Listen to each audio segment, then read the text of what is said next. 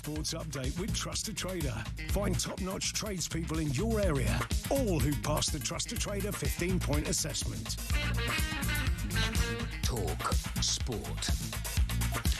With your latest sports headlines, I'm Matt Hutchinson. Thomas Tuchel says he believes Marcus Rashford can become one of the best players in the world, but claims his numbers don't reach his potential. The German is urging his forward to not end up regretting what he could have achieved in football.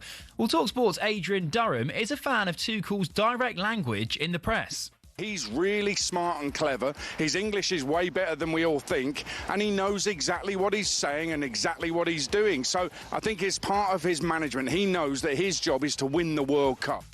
David Coote has pleaded guilty to making an indecent image of a child. The charge relates to a Category A video, the most serious kind. Nottingham Crown Court heard Coote extracted the video from a hard drive to a laptop back in January of 2020.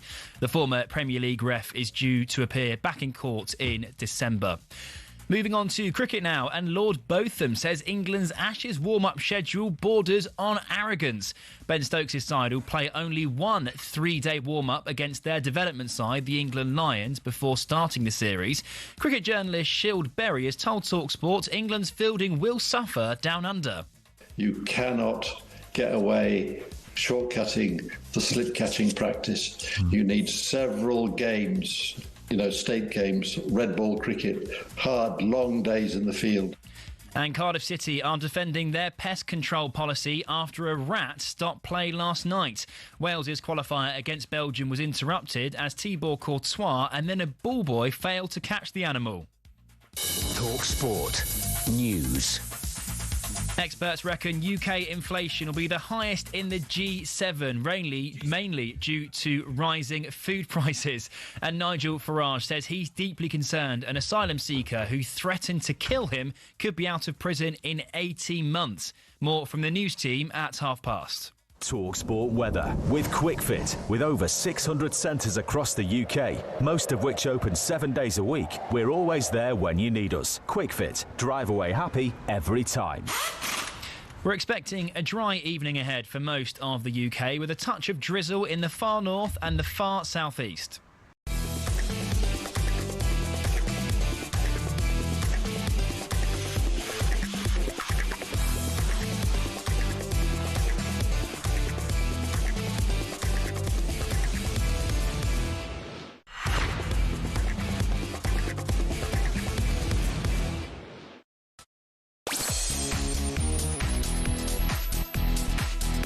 Hello, good afternoon. Welcome to Drive on talkSPORT with me, Andy Goldstein. Why are you looking at me like that, Darren Bent?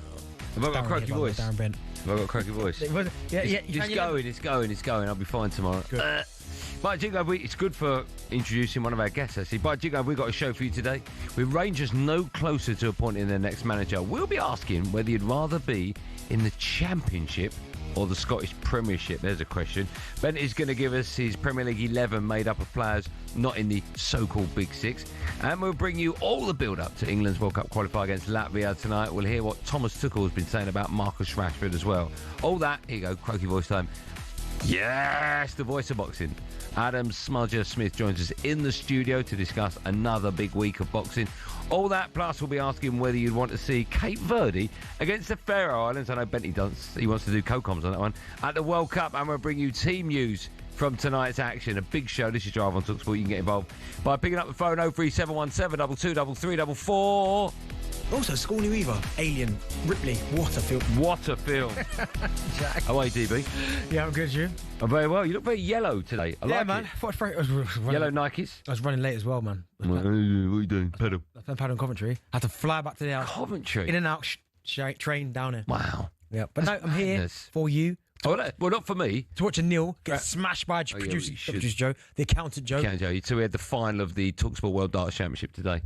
Neil, who's like a rank outsider. He's been called a lot worse, by the way. Yeah, rank outsider.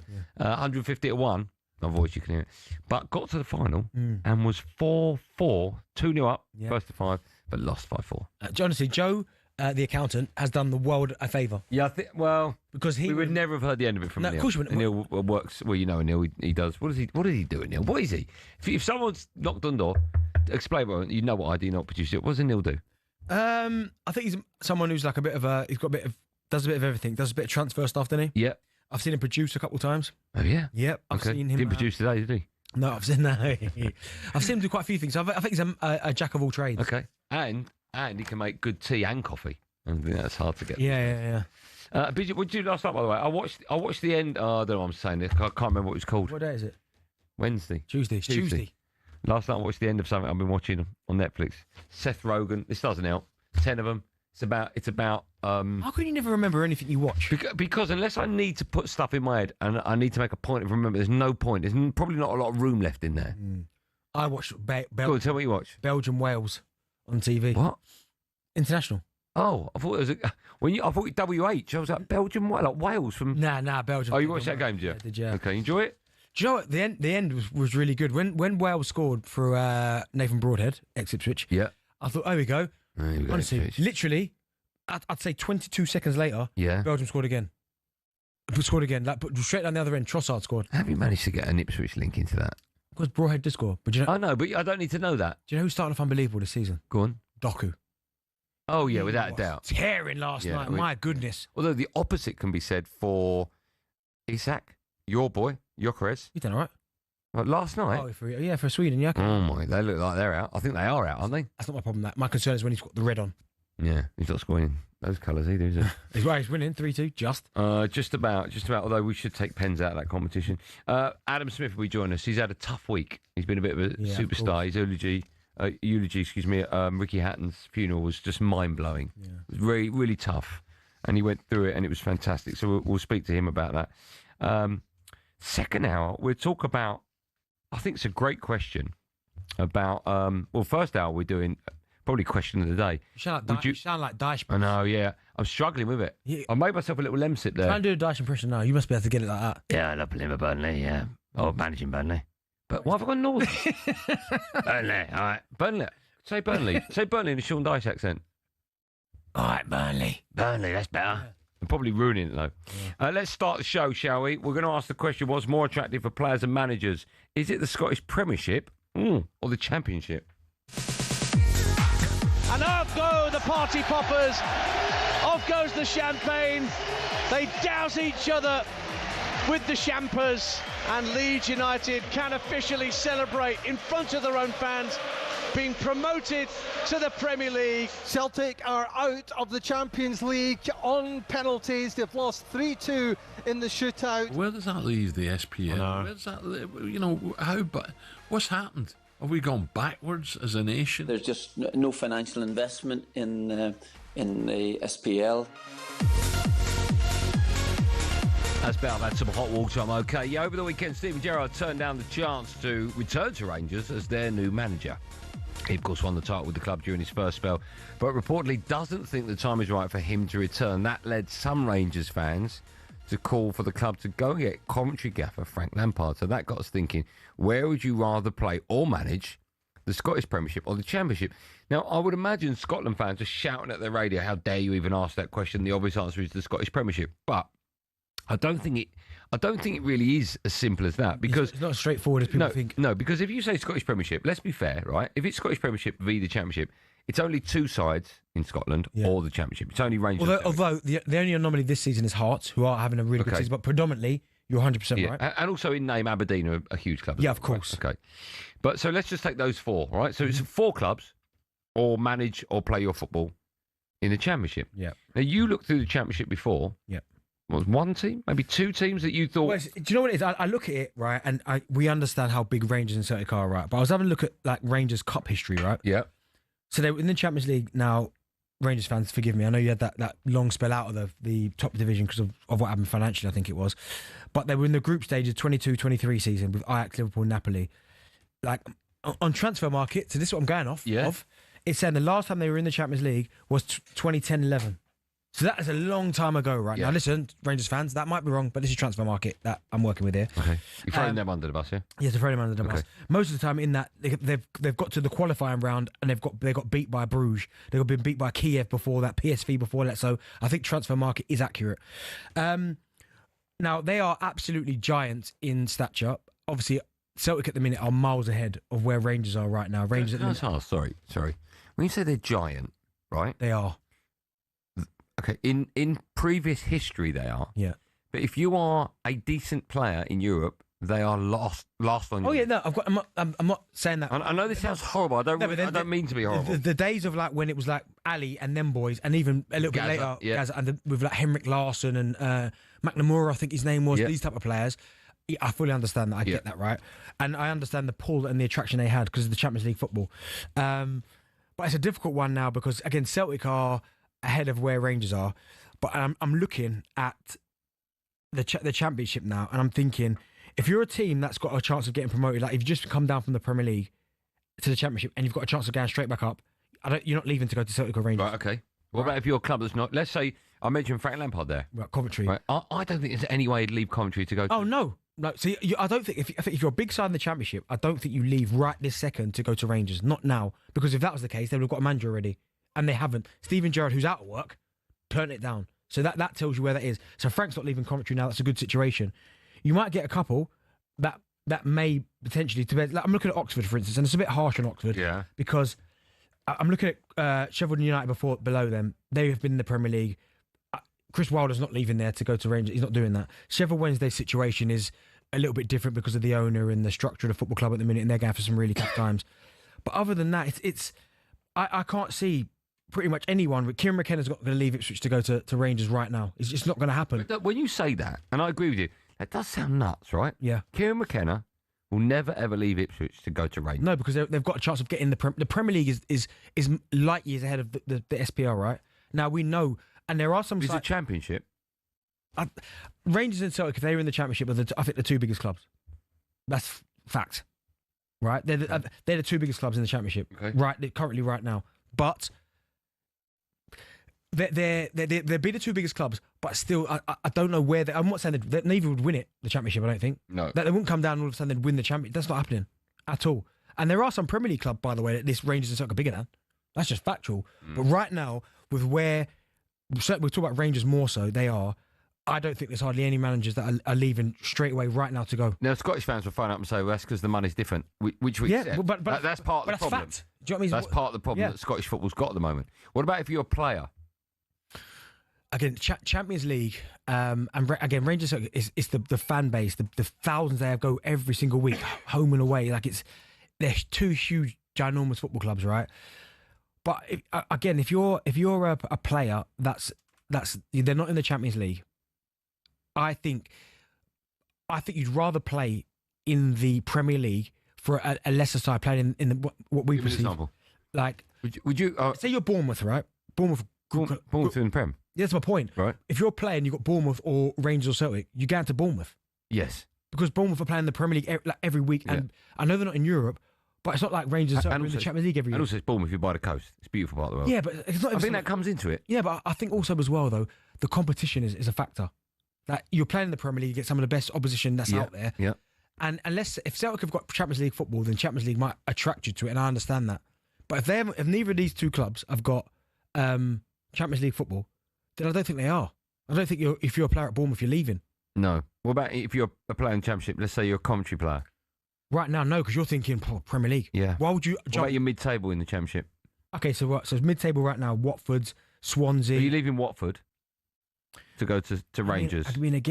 I mean, Watford are 3 points off the playoffs. You're probably not, right? So it's a difficult, because the allure of playing in the Premier League is massive. People don't understand that.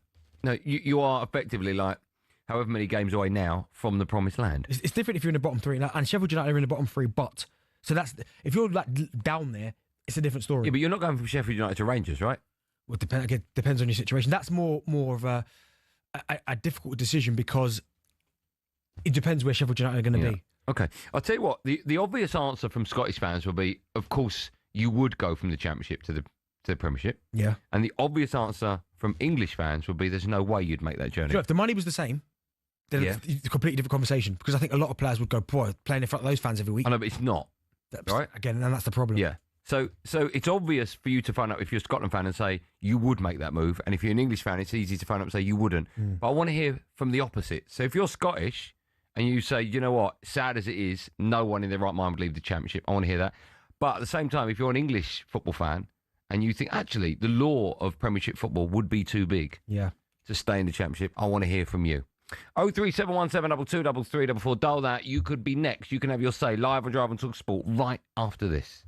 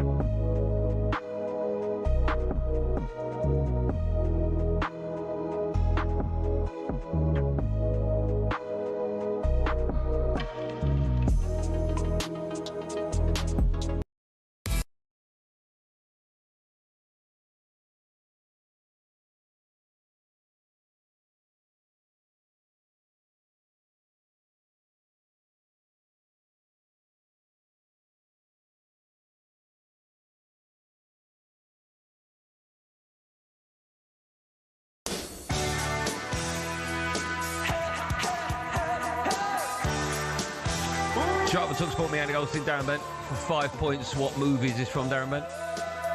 See, this reminds me of American Pie. No. Or Breakfast Club. Yes. Oh, Someone just Pie. say that? No.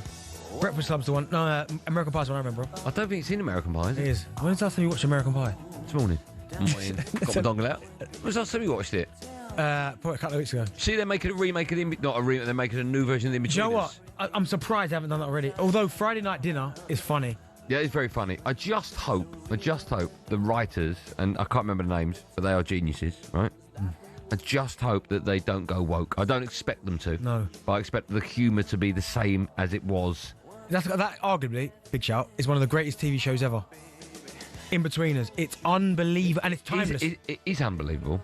But to put it in one of the greatest TV shows ever is a big... No, it's up there. It's big statement. It's not a sitcom, is it? Is it like a sitcom type? It's situation comedy, yeah. Yeah, that there, it's incredible. So funny. No, it is, and I can't fault it. And you know what? That's not even my type of humour. But that is... comedy? I've watched that so many times. What do you like? Diamond stuck in an old police building? Hey, great film, that. Blue... Hey, you did stop that, you know. Martin Lawrence. It's a big deal. It's such a bad film. What's your favourite film? Seinfeld or whatever it's called. Yeah, Seinfeld is my favourite movie. That's right, yeah. No, TV show. Seinfeld. No, Curb Your Enthusiasm. And who's in that? Larry David. So what's Seinfeld then? Larry David created it. Okay, so I knew I was correct on somewhat level. No, you're completely wrong on all levels. Well, Fresh Prince is the greatest TV show of all time. It's not. Yeah, it is. There's a fault in that, by the way. Did you see that in the opening titles? I think I sent you that. He talks about getting a cab somewhere. Yeah. There's a fault in it. Someone texted him what the fault is in the opening. No fault in that. No, there is a fault. He gets a cab somewhere and he's already there or something. The lyrics don't make sense. Well, no, because he gets a cab from Philly to Bel Air. Yeah. I'm telling you, there's something wrong with it. Someone would text. Well, it's not because it's perfect. No, it's not perfect. Anything but. Talking to perfect, we'll be joined in the studio by the voice of boxing. Yes, Adam Smith. In about 8 minutes' time, just quickly, Man United and Crystal Palace are both interested in Joe Bellingham, who is struggling for minutes at Dortmund. I worry about that. His surname's great. I haven't seen too much of him to think he's brilliant. Yeah. Have you? No, it's a tough one. It's incredibly tough. No, but it always is, though, isn't it? When you're following somebody. Yeah, very difficult. Do you know what? By the way, go on. Pull you up on something. I've got to do something. Go on. No, go on. No, go on. No, that's okay. Time now for this. Couldn't believe he got a yellow card for that. The game's gone. Honestly, I've seen my Sunday League team defend better than our back line. Welcome to Sorry, not that. Moany fans on talkSPORT with Paddy Power. Yeah, time now to hear from Aaron Nolan from our friends at Paddy Power, who's got something he wants to get off his chest in this week's Moany fans. Now, Aaron's reputation of being a bit of a moaner is well established. Let's find out what he's moaning about this week. Ooh, I told you so. I told you so. I'm talking about Big Ange getting found out. Now it's unanimous. We all agree. He's not very good, is he? As a Spurs fan the last 2 seasons, you felt like you were going mad. We were brutal under Big Ange, and for the most part, it was only Spurs fans talking about it. The media loved him. He couldn't put a foot wrong. I don't know if it was the Aussie accent or the post-match interview memes. I'm not a clown. But now people are seeing through his shtick. And look, as a Spurs fan, I'm grateful. He won us a trophy. But I'm also a little bit happy to see him struggling now. And it's just who we are, mate.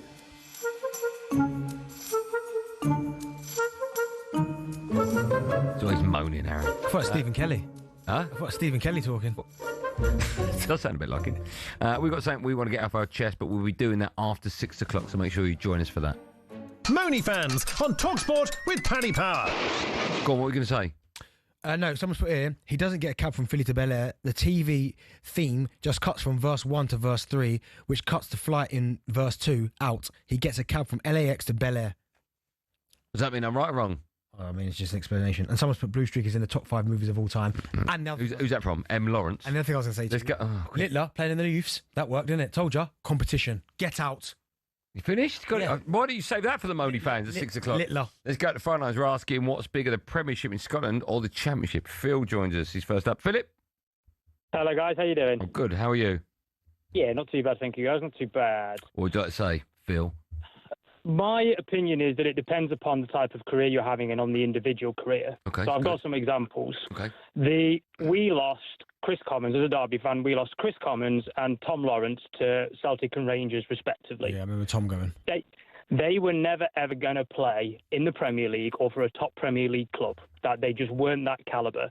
So therefore, they went, you know what, I'm going to take a chance and we're going to go and play in the Champions League or in Europe at least with one of those teams. But then on the flip side, we signed both Graham Shinney from Aberdeen and Craig Bryson from Kilmarnock. Again, they were never going to play for Rangers or Celtic. So they've gone, do you know what? why not go try our hand in the Championship, see if we can get a Premier League promotion, which Bryson nearly did several times. He was in the playoffs and didn't quite make it. But, I think it depends upon that individual and that type of calibre of player you're looking at. Do you know what? It's a really good point, that, Phil. It's a really good point because I think it is individual. I think you're going to get some players that believe that maybe that move to Celtic or Rangers might always be there. But on the second flip side, and I played with Bryce, he knew what he was good at, and so did Fozzie. They both knew exactly what they were good at. And even Tom, I played with Tom Lawrence as well, and I think he had a good international competition, if I remember rightly, and then he ended up going to Rangers. But I think he's right, Phil. I think if you're like Husey, like same club, Phil, you still there? No, hold on. Still there, bud. It's like when Husey was at Derby, he wasn't going to Celtic or Rangers. No, he wasn't. He was phenomenal for us. Like, he was one of our best players, but he wasn't that calibre enough. He took his opportunity to go to the Prem and go and play for Watford at the time, I think it was, before he's moved on to Palace, and he's made a good Premier League career, but he was never going to be Champions League, Europa League quality, was he? No. Good call, Phil. Thank you for that. Very kind of you. We've got time for one more, producer Joe said. What's kind of him? For picking up the phone and dialing in. That's very kind of him. Yeah, great call, Phil. Why you been so... what's the matter with you today? I'm lovely. Huh? I'm good, man. What's the matter? You lost a paddle? No, is that what it was? We won. Did Ken Buildup, or whatever his name is? What's his name from yesterday? Who's Ken Buildup? Who's champion of the world? You named him yesterday. Oh, Chingato. No, he's not champion of the world, he's just a player that like. Oh, okay. I thought he was champion of the world. No. Chingato not return your DMs. Is that where you're in a mood? I spoke to him on the phone this morning. Yeah, of course you did. Do you reckon we can get him on? Is he like world famous? Yeah, but I don't know what his English is saying. Well, let's find out. If we can get Chingato on, that'd be amazing. Any of them. Gallen, Tapia. Yeah, I mean, LeBron. Just making words up now. We'll be joined in the studio by the voice of boxing, Adam Smith, in a matter of minutes. But first, it's time for No Googling. Who wrote today's No Googling? Phil. There's no one on the team called Phil. Listen to this question. What do you make of this question? Two players share the record for winning the most Scottish League titles. One is Sandy Archibald back in the 20s and 30s. Who's the other one? Now, I could give you the best clue in the world. You're still not going to get it. Who's written that? Brian. He's just making words up now. The answer to that question, good luck with that if you know it. And, of course, boxing chat with Smudger when we come back.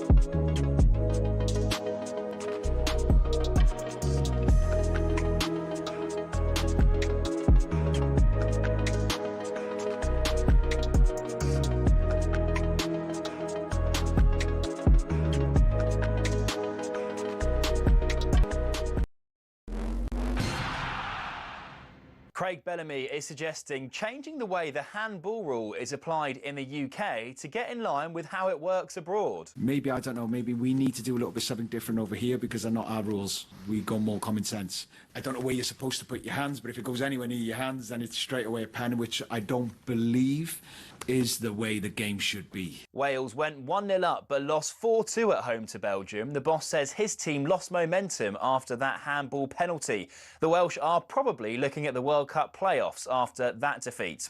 Now, there'll be a few sore heads in Cape Verde today. Since I was a little boy, and I know it's the same for the guys in the dressing room, since we were all little kids playing football, we dreamed of playing football at the highest stage, and there's no bigger stage than the World Cup. That's Cape Verde and Shamrock Rovers centre-half Roberto Lopez after the island nation became the second smallest country to ever qualify for a World Cup. Meanwhile, England can book their place tonight with a win in Latvia. Thomas Tuchel is challenging Marcus Rashford to not waste his world-class talent and add more goals to his game.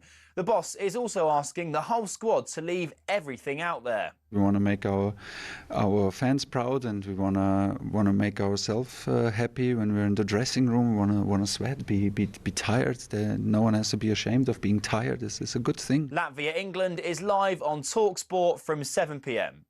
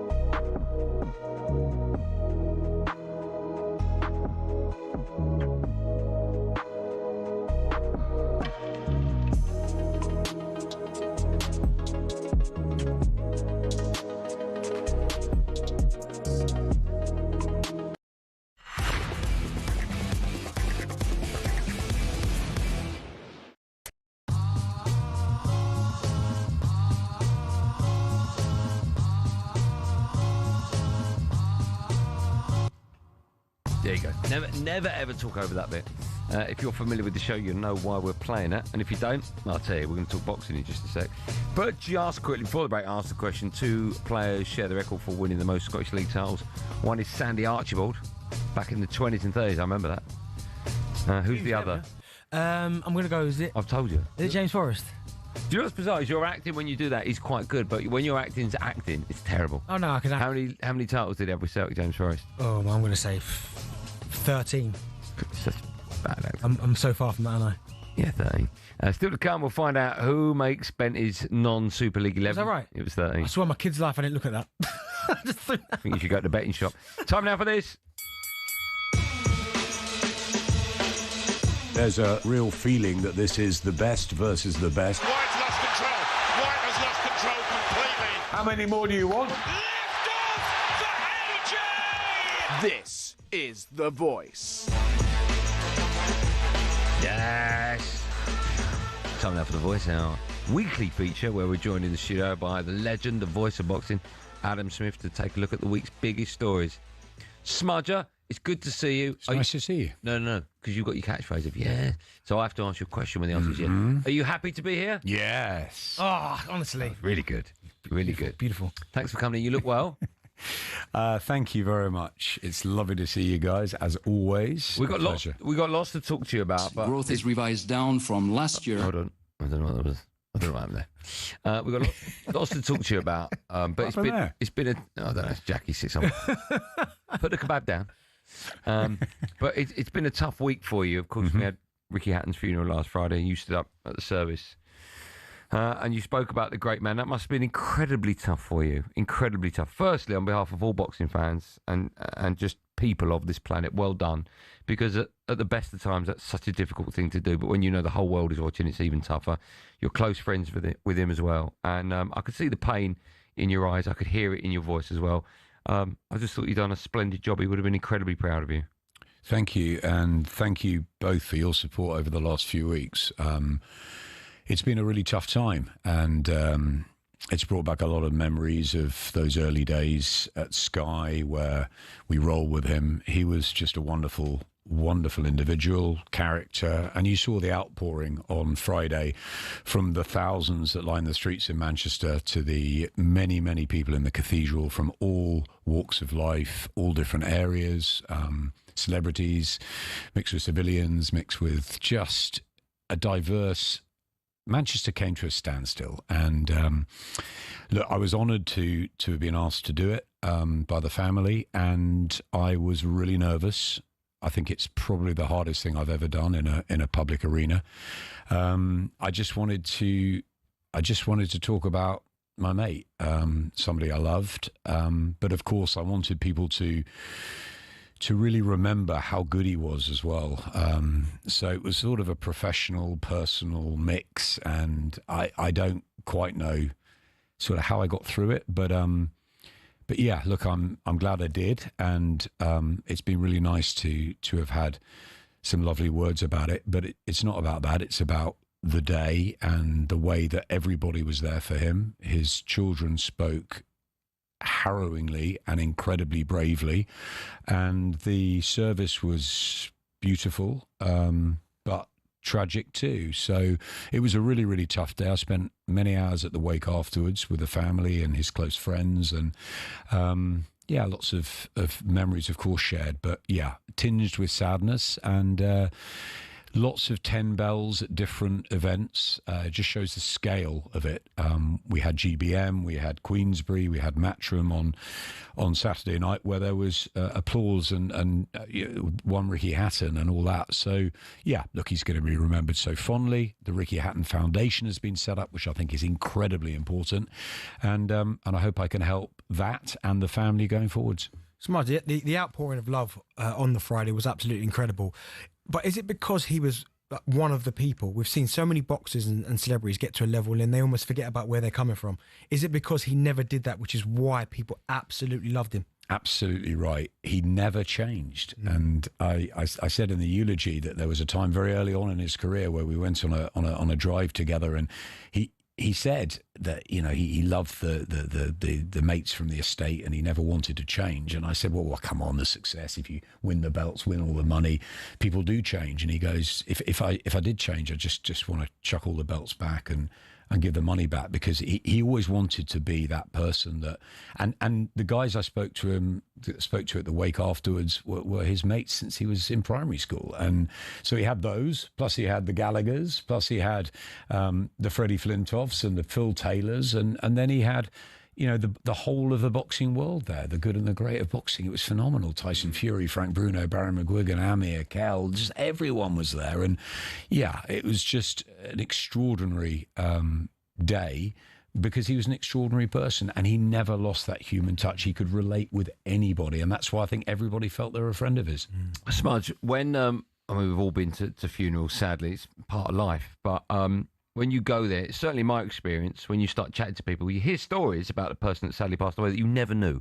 Yeah. And everyone has a laugh and a joke. Oh, no, I'll tell you what. There must have been a few moments where you were hearing stories about Ricky that you just thought, wow, I've never heard that before. There were. And actually, going back to sort of how good he was as a fighter, I mean, this was a young teenager when I met him, who was an ABA champion, and Frank Warren had just signed him, and there were big things expected. But I'd known a little bit about what he was like at sort of 6, 7, 8, 9 as a young kickboxer. But I heard a couple of stories in the wake about how menacing he was, sort of even then as a youngster, and that his mates were saying this guy is going to be something absolutely spectacular, even at that age. And he wasn't even boxing at that point. You know, he turned into boxing a little bit later. But as a kickboxer, I think he was, you know, as violent in the ring as he was friendly outside of it. And I think that's what made Ricky. I remember going, you know, backstage with him just before ring walks, and he'd be really chatty and happy in the sort of hour before, but as he sort of walked towards that position before Blue Moon was bellowed out, that was the change. That was the the move into the man in the ring, the venomous body puncher, the aggressive all-action guy that we love to watch and cheer. And then as soon as it was finished, he was, he was back with a pint in his hand and off to the curry house and back with his mates. It was extraordinary. Well done. I know everyone's probably said that to you, but well done. You were a superstar above and beyond. It obviously wasn't easy, but thank you. Well done to you. Listen, you mentioned the 10 bells, they were played out, and they were played out before Dave Allen's fight at the weekend. You were there commentating on it. Yeah. I loved the fight. I absolutely loved the fight. We've got a WhatsApp group, all of us here on Team Drive, and I put in it, this is like a Rocky fight, because he was the underdog. He kept getting punched, and I was desperate for him to win the fight. And when the scorecard came, I don't know if I got carried away with it. I was like, I think he's won it. But then, of course, common sense prevails, and you actually he got beat pretty easily. But what a performance from Dave Allen. He was great, wasn't he?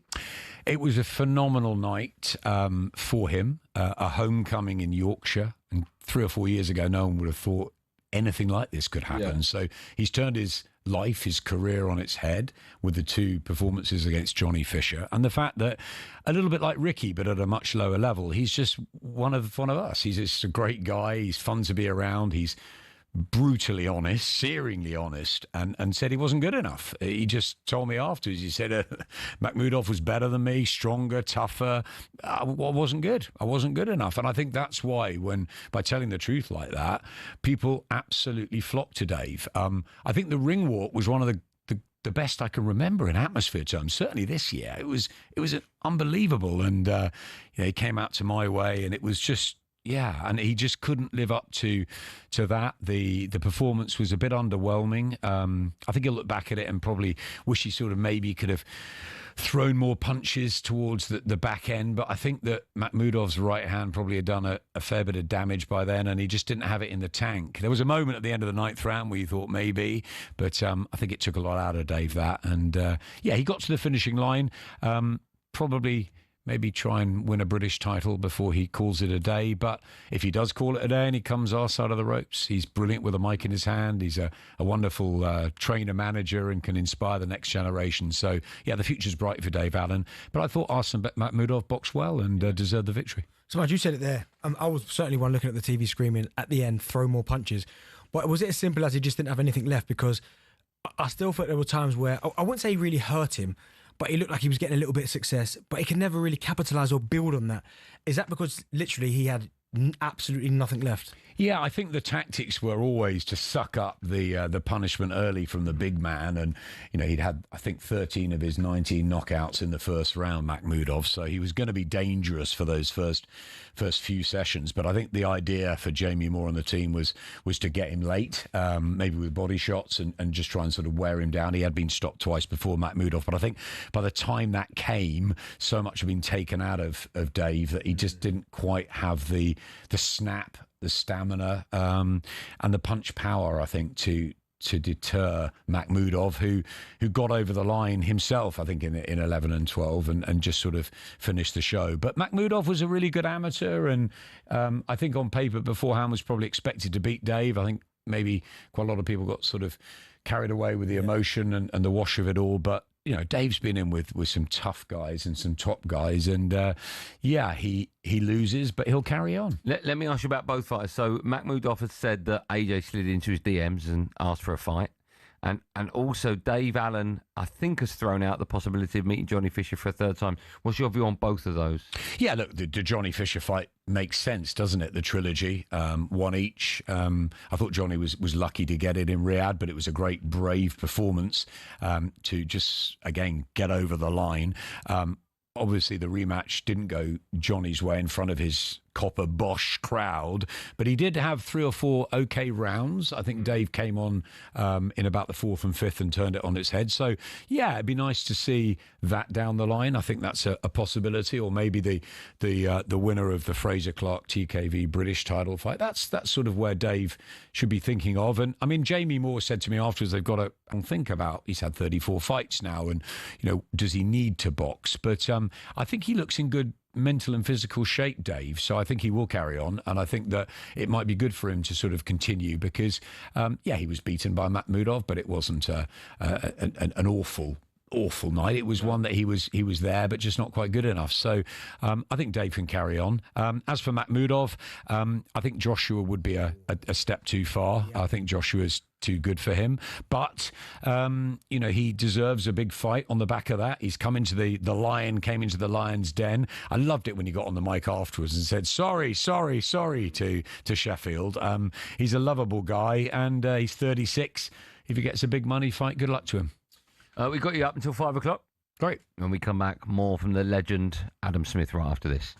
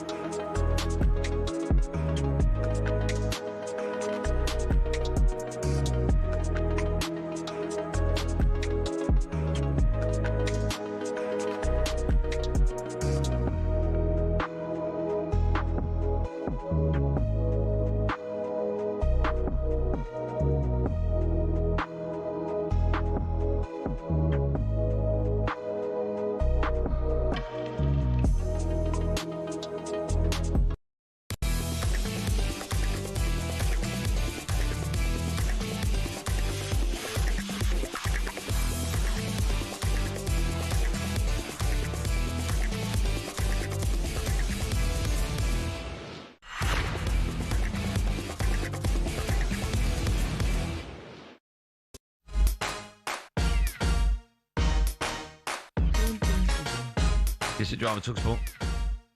Me, Andy Goldstein Darren Bent alongside. Still to come and find out who makes Bent's non-Super League 11. Just quickly, Real Madrid are considering selling Vinicius Jr. next summer with clubs in Saudi Arabia. Most likely destination. Ever since he opened his mouth about the Ballon d'Or, he's been not bad, but he's not been nowhere near as good as he was. No. We're still joined in the studio by the legend that is the voice of boxing, Adam Smith. And we've got lots to talk to you, lots to cram into the last 10 minutes. Let's talk about a big fight, an exciting fight this Friday at York Hall in Bethnal Green. Tell me more about that. Really, really like this fight. I've been excited about it since it was first announced. Kieran Conway against George Liddard. And why I love it is because it's a battle of experience. Somebody that's taken a couple of defeats, been on the road, had some tough times, but he's come back. He's taken the domestic title. Kieran Conway is a really good old-fashioned fighter who has that that knowledge, I think, and the rounds. But George Liddard could be the next big thing. He's undefeated in 12, 7 knockouts. And this is the big step up for him. Big gulf in age, 23-year-old to a 29-year-old. And it's just that classic matchup of somebody that's been there, done it.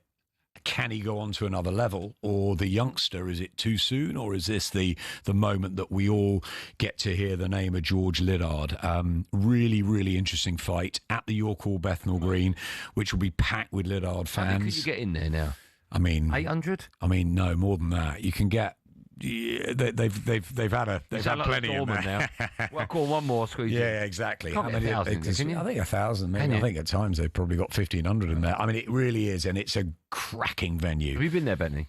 Yeah, back in the day, yeah. Okay. Spit and sawdust of British boxing. All the legends have come through there at some point or another. We mentioned Ricky earlier, of course, he's fought there. We had Johnny Tapia come many years ago, AJ. Everyone's fought there, and it's a real cauldron, and everybody gets a great spot in there, whether you're in the front row, up on the balcony, in the eaves. Right. It's a wonderful old building for boxing. Charlie Magger in there. Yes, down here often. He'd be there. Yeah, lots of fighters always come down. You always see, and you see them. They have a place they like to be in the York Hall as well. It's a cracking venue for a fabulous fight. It's great. I'll tell you a bit more about that before you leave, Smudger. Actually, let's look at a few other fights that are coming up. I'm very excited about Joseph Parker against Fabio Wardley. That's October the 25th. So what? 2 weeks away? Yeah, it's a week on Saturday. We'll obviously talk more next week, but it's a really, really intriguing one. It's, I guess it's for the right to fight the man, Alexander Usyk, and Joseph Parker's been waiting his turn. He was meant to fight Daniel Dubois in Riyadh. Of course, Dubois pulled out, and at very, very short notice, we had Marcin Bakole come in, so Parker dealt with him, and then he's been waiting around, and he thought he was going to get the shot at Usyk, but of course, Alexander's taking a little break, as he's entitled to after that phenomenal performance at Wembley, and Parker's got to get on with it. He's got great momentum behind him with Andy Lee, and he goes in against the still undefeated Fabio Wardley, who of course got out of jail with that right hand at Portman Road to flatten Justice Hooney, who'd outboxed him almost the whole way through. So Wardley has that power, white collar fighter done good. He's a great story himself. He's got a brilliant chance of lighting up the O2 on Saturday week, but Joseph Parker's got to start favourite, and he's in such good form. The former world champion, I think he's in a better place than he was first time around. So, yeah, it's going to be a cracking night. Smudge, do you think inactivity might play its part, though? Because, as you said, I know Martin Bakole was there, but let's be honest, he didn't really have to do anything because he showed up last minute after overweight. The last time he fought before that was March 2024. So it's been some time since he's been out the ring. Do you think that might play into Fabio's hands? Yeah, the Wilder Zhang run. Before that, he had time out as well, where he was building himself up for this next phase of being a heavyweight. He's entertained us, Joe, hasn't he, with his music videos, and he's just one of the nicest guys in boxing. So too, by the way, is Fabio Wardley. Fabulous guy. I did an event with him in Ipswich, full of stories and tales. They're both great characters, and yeah, Fabio has been more active of the pair, but I don't think it will come down to that. I think Andy will have Joe in amazing shape. But then I was with Ben Davison the other day. He came to the funeral. I was talking to him at the wake afterwards, and Fabio's got a great chance in this. So it's a brilliant match for Queensberry, and it'll be a wonderful night on the zone Saturday, the 25th of October. Interesting you mentioned his last win there at Portman Road. Good to see a win at Portman Road. There was one last week.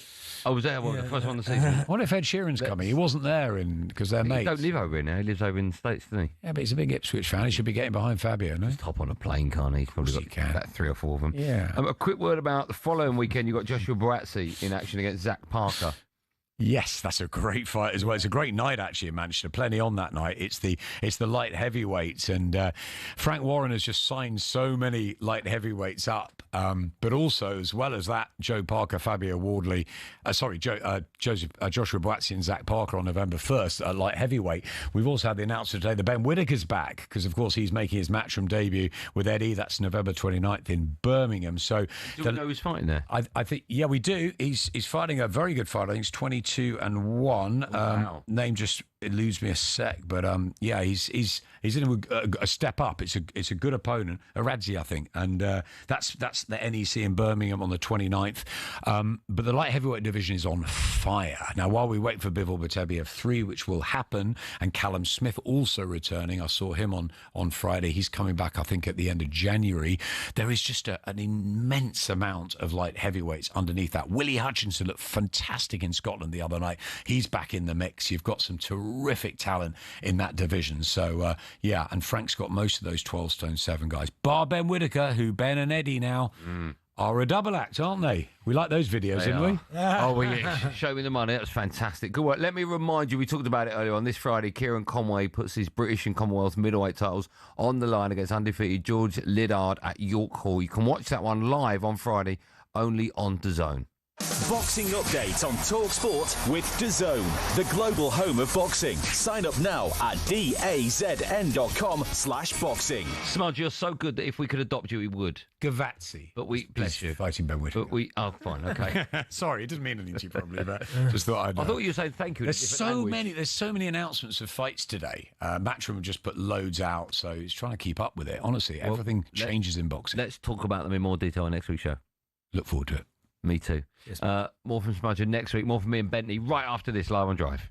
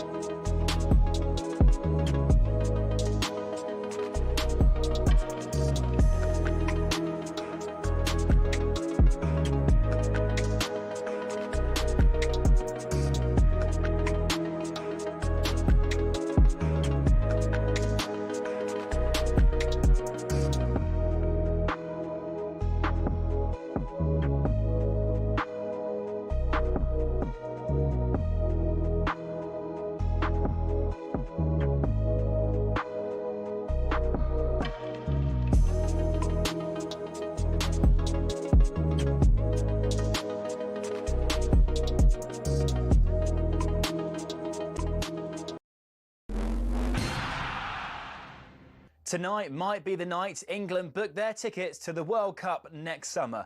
A win in Latvia guarantees it, though results elsewhere may mean a draw is enough. If they do make it over the line this evening, England will be the first European nation to confirm their place in Canada, Mexico and the US. But Thomas Tuchel says the side have to respect the situation and opponents tonight, though. It's a away match in a World Cup qualifier, and we can with the result from Albania and Serbia, we can qualify tomorrow, and we want to do it with a win. That's extra motivation, of course. Now, it's all well and good the current team is firing, but what about when other key players are back? Will the likes of Phil Foden, Cole Palmer, or more pressingly, Jude Bellingham get in? Tonight's talkSPORT co-commentator Stuart Pearce reckons we should focus on who's in now. He's not here at the moment. The manager's decided not to pick him for the last two squads for whatever reason. You have to back the manager. They work with them on a daily basis when they're away internationally. And the bottom line is I fully expect him to be in the next squad. Now, Belgium weren't the only invaders in Cardiff last night. The World Cup qualifier was interrupted when a rat ran onto the pitch before disappearing behind the VAR monitor, never to be seen again. Officials at the Cardiff City Stadium insist their pest control policies are appropriate. Now, it looks like former Rangers defender Kevin Muscat is the new favourite to be the club's new manager. talkSPORT's Alex Crook says bosses at Ibrox might be keen to unlock a bit of fan nostalgia. Whoever comes in, I think the Rangers hierarchy are keen that some former players are involved, and maybe that will give Muscat the edge. And David Coots has pleaded guilty to making an indecent image of a child. The charge relates to a Category A video, the most serious kind, which was found by police in February.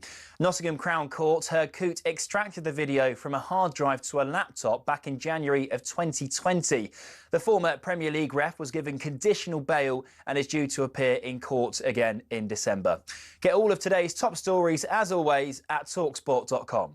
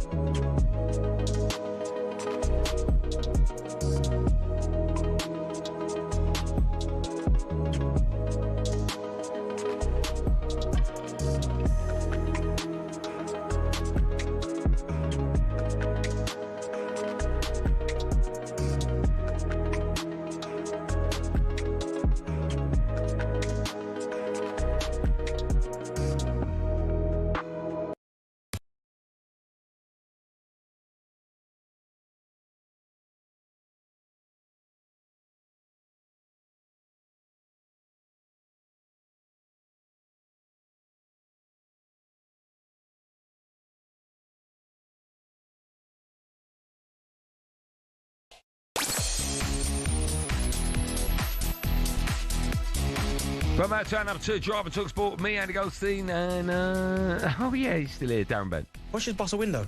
What? What's boss a window? Boss a window. Still to come, we're discussing Cape Verde qualifying for their first ever World Cup. Congrats. I like you that. excited about the World Cup yet? Do you know what? I love World Cup football, right? But they are getting to the point where there are too many teams. It's that Champions League now. Watered down, man. What is it, 48 now? It's going to be 64 eventually. Do you know what it is, though? Sorry, I know we've got to go to... No. Right, Darren, you take your time. I'm torn because I want to see the best of the best play each other, but also I love to see nations that have previously had no chance of qualifying get in there as well, so I'm a little bit... Sometimes you might get that upset. Yeah, but, I mean, if... Yeah, don't worry. No, go on. Shout out Cape Verde. Shout out Cape Verde, yeah. But now, can Crystal Palace keep hold of this man?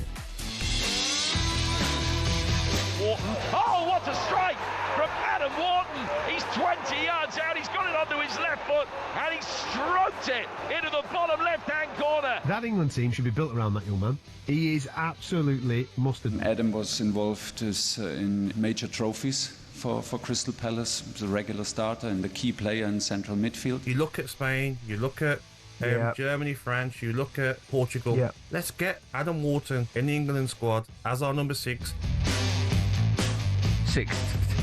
Yes, reports this week suggest that Man United are ready to make a move for Palace midfielder Adam Wharton. He's also been linked with Chelsea and Liverpool. Crystal Palace chairman Steve Parish was with Sean Custis and Henry Winter. They were in the studio on the Sunday edition. He discussed Wharton's future. Look, I think Adam at some point will want to play, either in the Champions League with us, if we could make that happen, or probably with another club. He's an extraordinary talent. I think right now, and I can't speak for Adam, but I think he's focused on his time at Crystal Palace. He had a broken season last season with the groin issues that he had, that a lot of young players get. I think this season he's completely focused on putting the games in, getting in the England squad, being a regular for us, and making sure that he can show that Saturday, Sunday, Thursday, Sunday. It's a difficult games programme for us right now.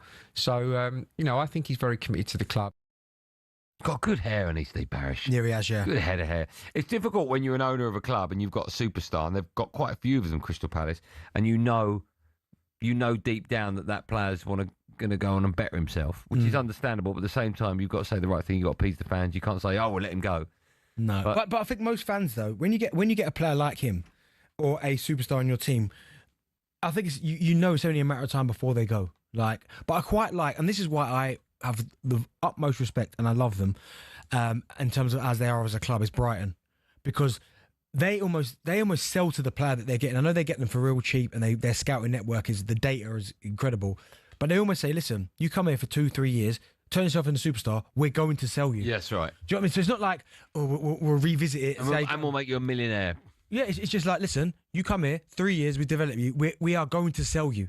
We're not going to hold you to ransom. Yeah. Do you know what I mean? But when the time you're a great point you make. Do you know what I mean? So they are really clear with how they do their business. If you're a player, if I'm a player from another country and I want to prove myself in the Premier League, but I know for a fact that the club I'm going to understands my aspirations, Brighton would be the club to go to. You're going to get first team football. Shop window. Good club.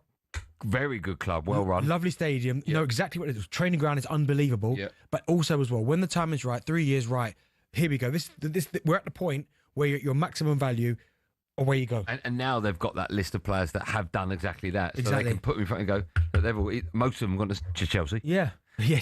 And the manager. Yeah, and the manager, yeah.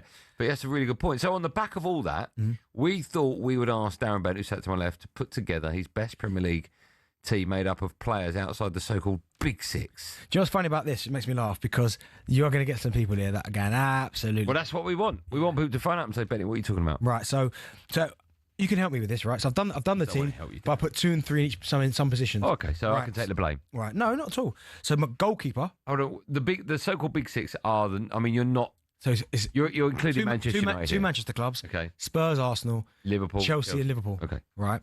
I mean, Man United, I did ask the question, are they still part of that? So you know that. Right.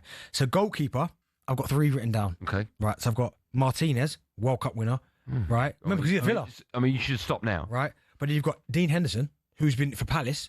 Unbelievable. And you've got Jordan Pickford. Oh, my goodness. So I'm probably going to go Martinez, but then Martinez hasn't been great. No, he hasn't. Recently. Well, there was a game a few weeks ago who was outstanding. And he's won the World Cup and goalkeeper of the year twice. Yeah, but that's not the reason you pick him into this team. Go reverse order. If you ever he's stuck, go reverse order. Who's last on that list? That's the thing I don't know. Oh, okay. I mean, do you know what? So I'm going to go... Pickford's England's number 1. Yeah, Martinez is Argentina's number 1. Yes, very good point. I'm going Martinez. Are you? I mean, Henderson has been unbelievable for Palace. I mean, they're all good keepers. It's hard, isn't it? Okay, you know nice position to be in. Right, I'm going to go... I agree with you, though. Because I can't pull them apart, I'm going to say Martinez because of what he's done. Okay, that's fine. At a high level World Cup and stuff. So I'm going Martinez. Okay. Villa. I like that. Right, Have you done this for every position? No, only a couple. Because I think we're off here at 7. Yeah, a couple of them are quite straightforward. Okay. Right back, Daniel Munoz. Yeah. Palace. Wow. That's the only one you got? Yeah. Okay. He's the only one. He has been absolutely incredible for Crystal Palace. 2 centre halves. Mark Gahey, 1. Has to be there. I've got Ezri Konsa. Why are you questioning that? I'm not questioning it because I think for Villa, I think he's been very good. And when them two played for England, both comfortable. Ezri Konsa stepped up. He's international. Now, I was going to have Botman potentially from Newcastle, but he's had a lot of injuries. Dan Burn's done well. Shah's done well. Yeah, Dan Burn? Yeah. I've changed my mind on Dan Burn, by the way. Have you? Quite a lot. Yeah, so no, but I've opted to go for Ezri. If Botman was... I'm a big fan of Botman. Yeah, but he just can't. I know, but if he was fit... I mean, it's a discussion. Well, I mean, surely all these players are fit. Yeah, so yeah, I'm going Ezri Konsa and Gahey. Okay, I would choose Botman over Konsa. Okay, that's fine. Okay. And then I love Botman. I think he's brilliant. Yeah, well, obviously not. You just slagged him off. Right, left back. I've gone for Tino Livramento. Okay. He's good, man. Newcastle. Yeah, oh, fantastic my player. goodness. But then underneath him... Oh, go on, I was going to ask you. I've got Tyreek Mitchell. Mm. See, for Palace, he, again, has been unbelievable. I don't know. So, Livermento's fantastic. Yeah, so I've gone Livramento. He's a great player. Yes. Holding midfield, Adam Wharton. Goalkeeper. No, but I've gone Adam Wharton holding. Tonali. Boy, oh, no, who's the who you put Belieber in there? No, I've gone Wharton here. Why you got Belieber in there? I mean, he's been good. Mate, yesterday we had this conversation. Yeah, no, The exact conversation. I said, would you pick Belieber? And you went, no. Exactly. Sorry, so I put you Wharton said in. no. You said yes. No, but I was given a Man United pick for Manchester United, but No, Wharton. absolutely. I'm going Wharton. Why have you changed your mind? No, because I just thought I was watching a bit of Wharton footage last night and I thought, oh my goodness. Yeah, he's a brilliant player, but you picked Belieber. Yeah, but today I'm Wharton. Okay, fine. Tonali. Oh my goodness yeah, gracious yeah, me. That kid, he should be playing for one of the, no disrespect to Newcastle, but a team that's in Champions League every year. Yeah, I agree. Every year, not Yeah, now. fantastic But player. and the other one now, I've got two people written down. For what position? The other What are you playing? 4-3-3. 4-3-3, right? The other two, I've got Bruno Guimaraes, Morgan Rogers. Oh, yeah, it's a no-brainer. Now he was for England. I know for Villa he started off a bit slow, but I for don't England think he'll stay there.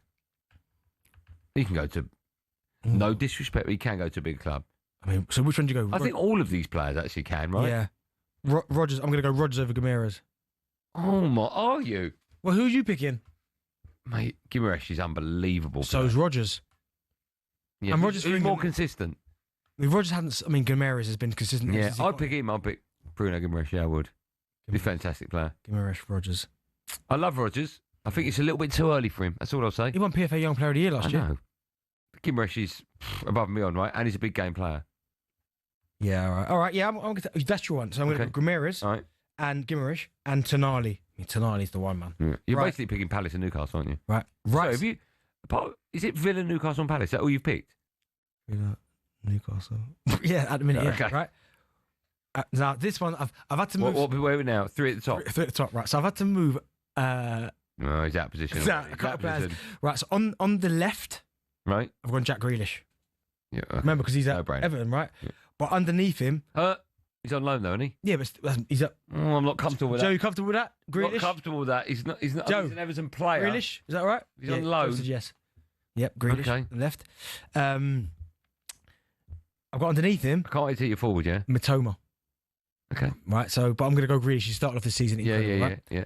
On the right, I've written Bowen underneath him, but it's just a token gesture because for me, he's one of the best players in the league. Semenyo. Yeah, I know. You love him. Imagine trying to stop him. You've talked about him a million times. You cannot stop him. Yeah, no, he's a great player. So he's playing. Now this is where I've got a bit of a problem. Centre forward because I've written three down. Okay. So I've gone Mateta, obviously, Watkins, obviously. Okay, yeah. And Wolfamada, Newcastle. Well, and he started. I think it's too early for him. Yeah. Right? He has. I mean, the crowd already love him, right? Yeah. And that penalty score was ridiculous. So Mateta or Watkins, and Mateta. Well, I don't know if I've said this before. If Mateta's just going for an amazingly long purple patch. I mean, it's a very long purple patch. I know, but do you know what I mean? I know what you're saying. Some people are very, like, I'm not saying that this is the right kind of comparison, but I have heard some people say it's like a little bit like Chris Wood under Nuno has been incredible, but the moment a new manager's come in, it hasn't quite worked for him. Yeah. But that's because Ange just changed the style of play, hasn't he? So then you've then got Mateta or Watkins, and if you don't want Wolfamada in, who would you take? I think I'll go Watkins. You don't like Watkins? You had a fallout with him, didn't you? No, we didn't have a fallout. You had a scream up with him. We didn't have a fallout. Who are you going for? Oh, there's another one as well, you know. Go on. My goodness, Evan Nilsson. Oh my God! How did you forget him? Because someone's just text that in. No, they haven't. I looked at Semenyo and I thought, oh, Evan Nilsson. You can't move Semenyo though. No, Semenyo's playing. He's in. Yeah. Evan Nilsson. He is unbelievable. He's unbelievable. But his numbers don't stack up against these boys. Well, you better hurry up because we're going to throw it out to our listeners. Pick your final one. I'm going Mateta. Okay, call out your team. Bentley's top team of players outside the so-called Big Six. And listen, I respect them all before people start crying. Yeah. Martinez. Bentley, I can't believe you left him. Munoz, Ezri Konza, Mark Gahey, Livramento, Adam Wharton, Tonali, Guimaraes, Semenyo, Mateta, Grealish. Now, do you know what? I'm going Watkins. Watkins, man. Let me ask you this question. Where would that team finish in the league? Yeah, in Europe, easy. Easy? Yeah, in Europe. That's a good team, man. Yeah. That's a really good team. Although some of you will probably disagree with that. Of course they will. Why don't you phone up now and have an argument? Guaranteed. No, there'll be no arguments around here. Oh, there will be. The arguments will stop when you. By the way, when you phone up, can you start your conversation with these words? Betty, I love you, but. Yeah. All right. So if you've got a Betty, I love you, but 03717 22 3344, you'll be next.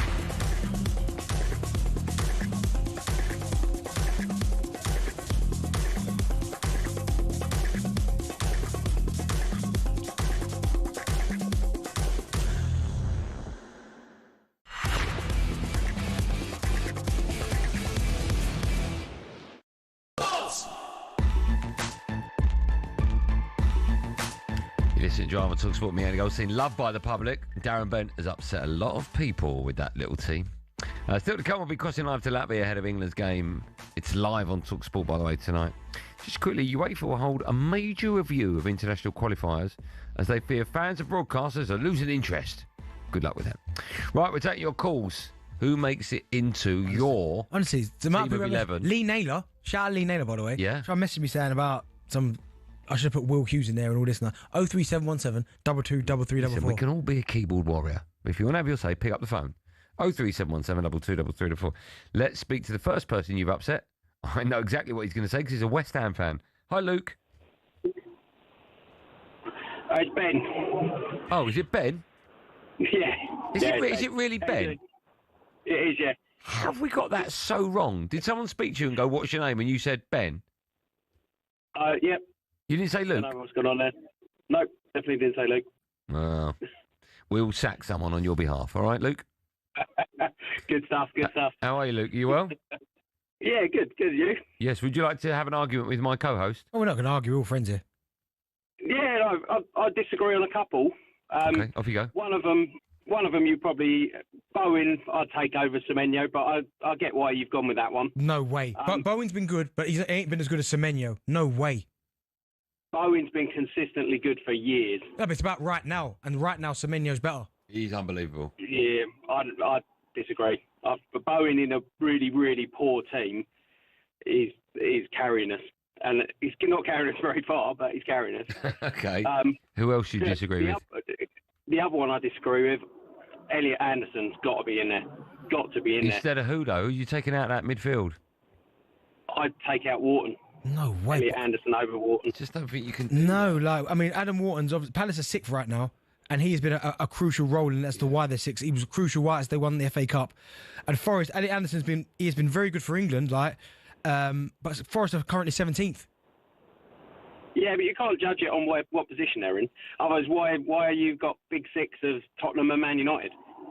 I mean, it's just traditional big six. I mean, I didn't come... That part wasn't me, and I did question that. That is a fact, though, right? That is a fact at the moment.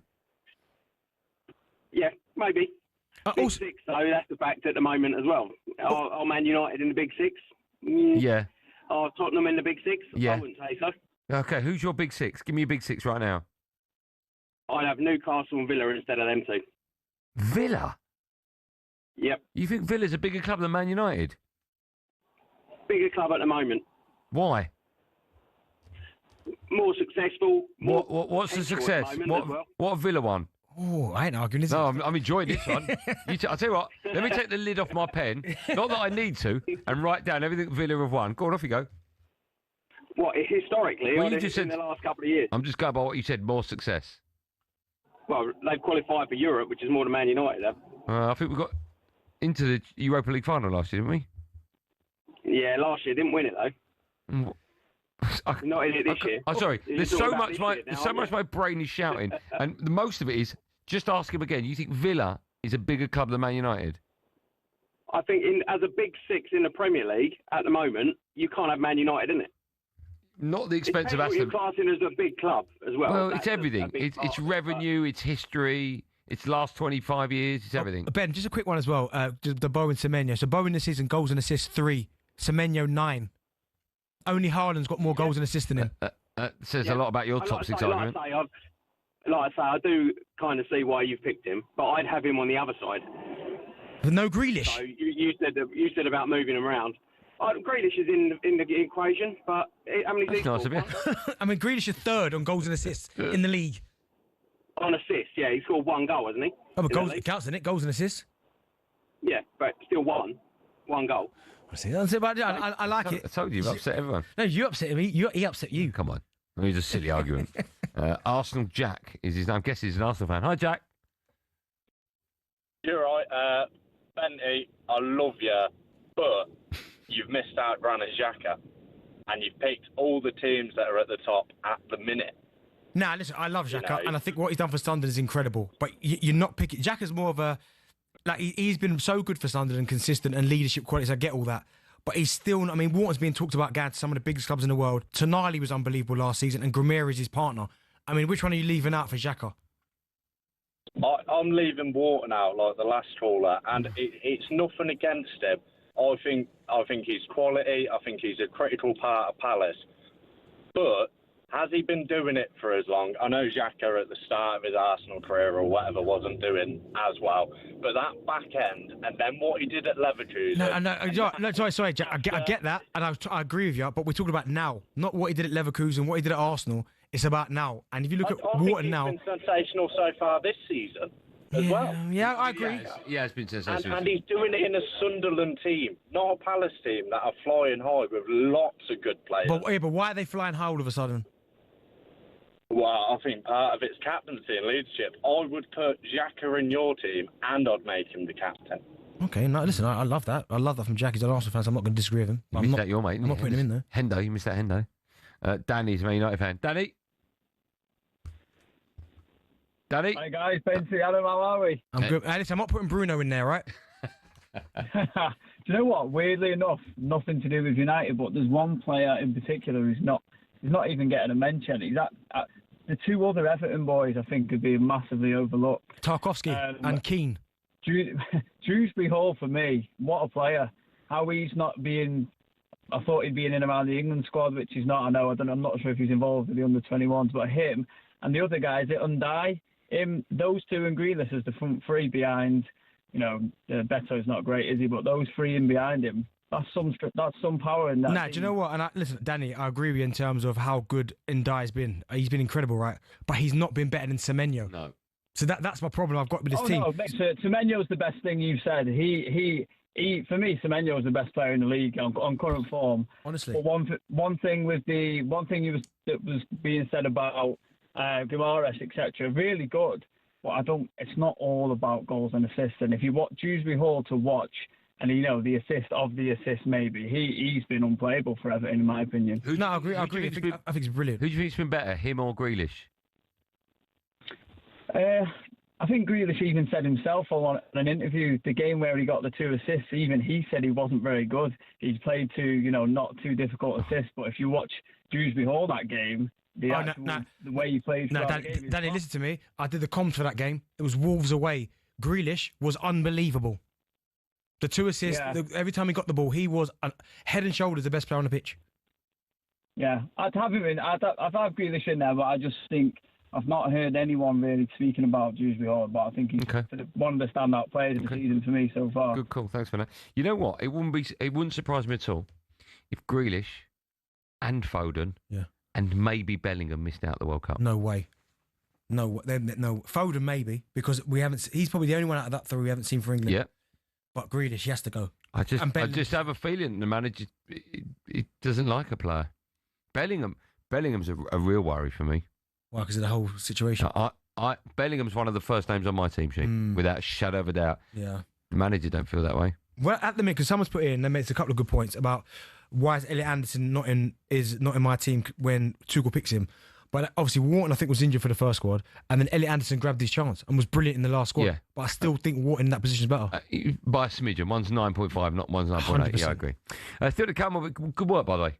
I enjoyed that. Yeah, it was good. It was nice. Good calls. Still to come, we'll be asking what Jack Wilshere can achieve in his managerial career. But first, it's time for No Googling.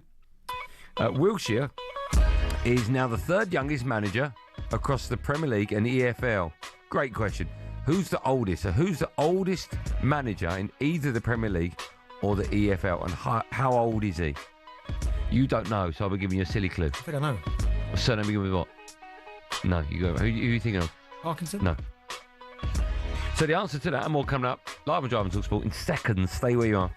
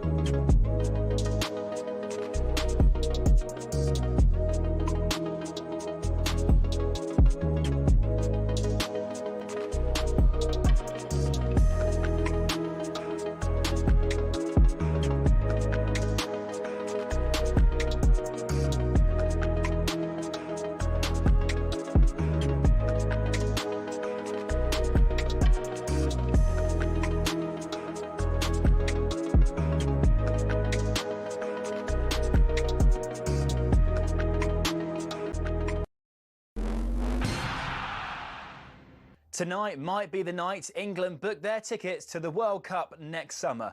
A win in Latvia guarantees it, though results elsewhere may mean a draw is enough. If they do make it over the line this evening, England will be the first European nation to confirm their place in Canada, Mexico and the US. But Thomas Tuchel says the side have to respect the situation and opponents tonight, though. It's a away match in a World Cup qualifier, and we can with the result from Albania and Serbia, we can qualify tomorrow, and we want to do it with a win. That's extra motivation, of course. Now, it looks like former Rangers defender Kevin Muscat is the new favourite to be the club's new manager. talkSPORT's Alex Crook says bosses at Ibrox might be keen to unlock a bit of fan nostalgia. Whoever comes in, I think the Rangers hierarchy are keen that some former players are involved, and maybe that will give Muscat the edge. And David Coots has pleaded guilty to making an indecent image of a child. The charge relates to a Category A video, the most serious kind, which was found by police in February. Nottingham Crown Court heard Coote extracted the video from a hard drive to a laptop back in January of 2020. The former Premier League ref was given conditional bail and is due to appear in court again in December. Get all of today's top stories, as always, at talksport.com.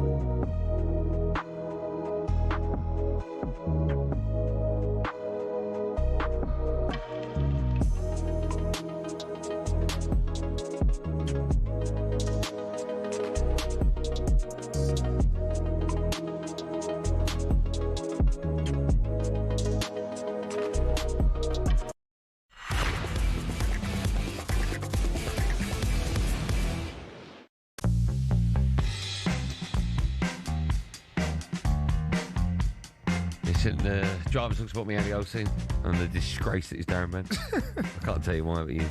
Before the break, I ask you a question. Good question as well. Who's the oldest manager in either the Premier League or the EFL? Do you want a clue? Go on then. All right, first name, write it down. First name. When you put your rubbish out in the morning, these people collect it. Binman. Right, that's his first name. Second name is the chocolate where the kid used to have round glasses and go, yeah, they're on me. Oh, the Milky Bars are on me. Right, but not Milky Bars, Milky Way. Right, that's his surname. I mean, that's completely different chocolate bars. I know, but I just needed to get a clue in. Right, so what's his name?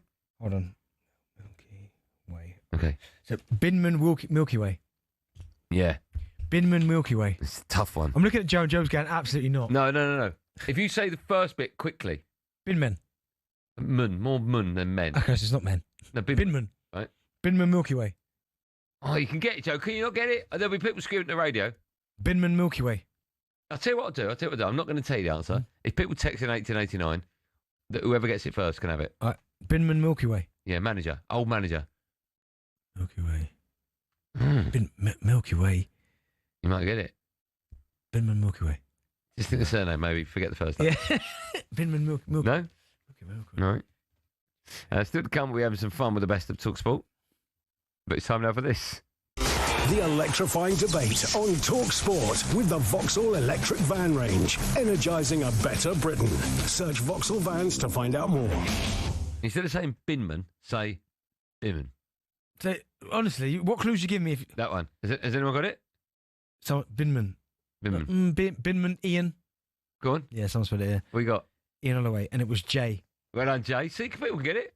No, but they probably Googled it. No, Binman Holloway. So, what? Binman Holloway. Binman Milky Way. Binman Milky Way. Binman. He got it. Well done, Jay. Good work.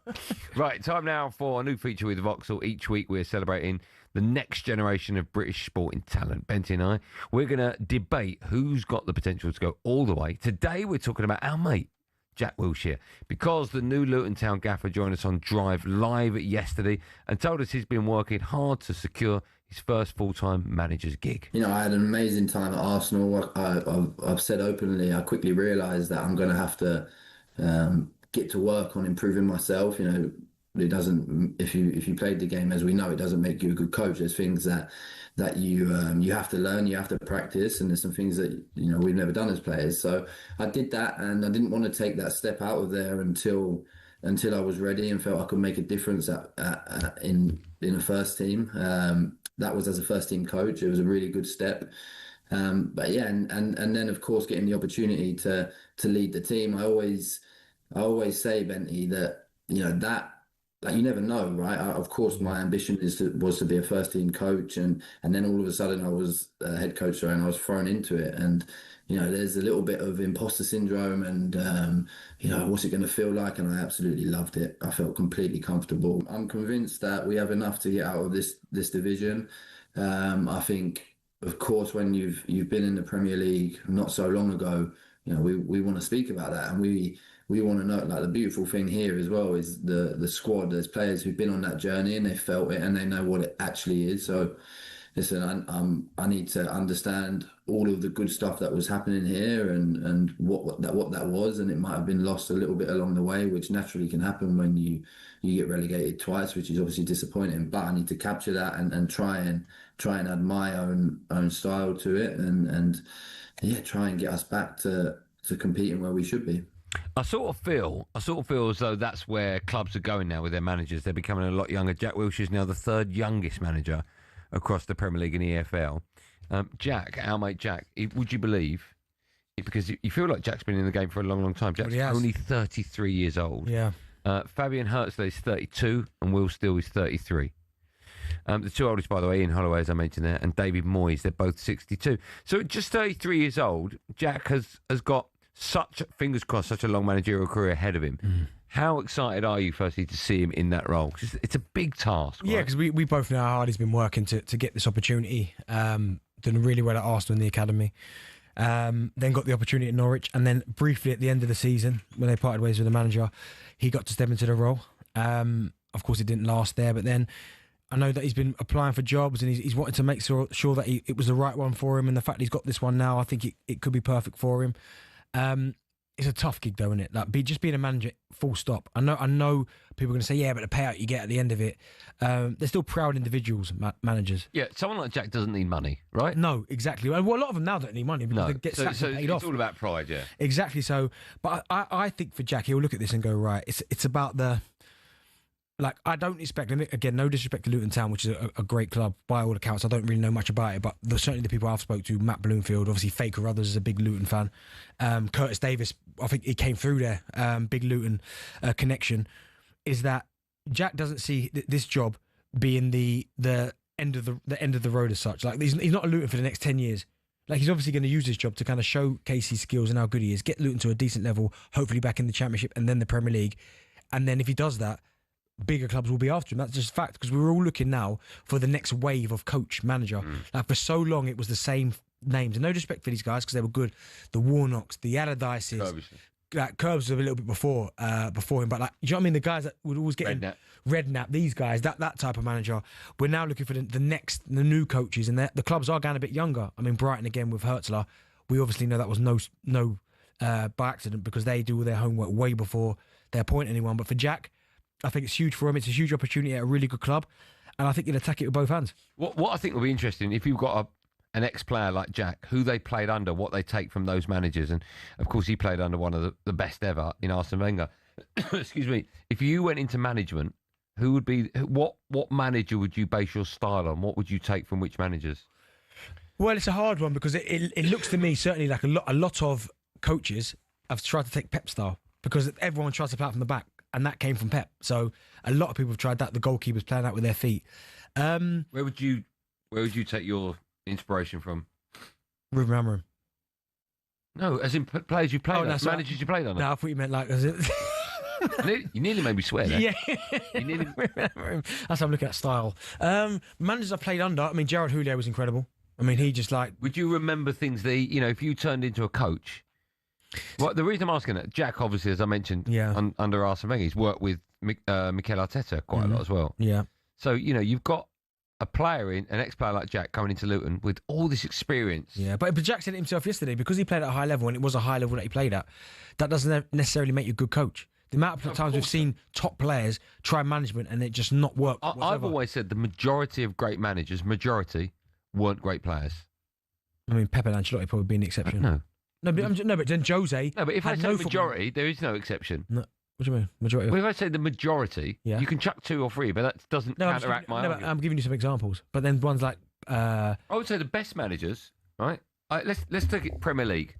Sir Alex Ferguson wasn't a great footballer. Yeah. No, Pep, you can't use Premier League, because Pep was a great player. No, I'm just looking at all of them. Okay. Right? Jose wasn't a great player. I don't think his football program wasn't great. Okay, Arsene Wenger wasn't a great player. No. So you're looking at all the great managers, a lot of them weren't great players. No, not top level. No. So I don't think that comes into it at all. No, and again, Jack alluded to this question, but he obviously knows he's got a point to prove. It's his first proper gig. He must be nervous. Yeah, of course. Because your first job, you want it to go well. But I think when you've been a top player, now, regardless how long you've been there, I do think if you're a top player and you walk through the door, I'm talking about day one, people will go, oh my goodness, like Jack Wilshere. Like, remember when he played against Barcelona? Or remember when he did, do you know what I mean? Yeah. You get that, but then it's up to you to convince the squad, well, that's gone now. It's about me as a manager, and have you got respect for me as a manager? That's the challenge that he faces, and I think he'll do a great job. It's a tough league, though, League One, with some big clubs down there, but I've got all the faith in the world that...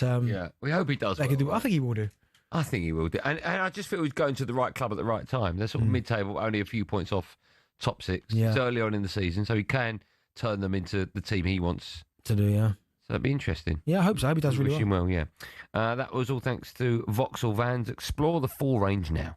The electrifying debate on talkSPORT with the Vauxhall electric van range, energising a better Britain.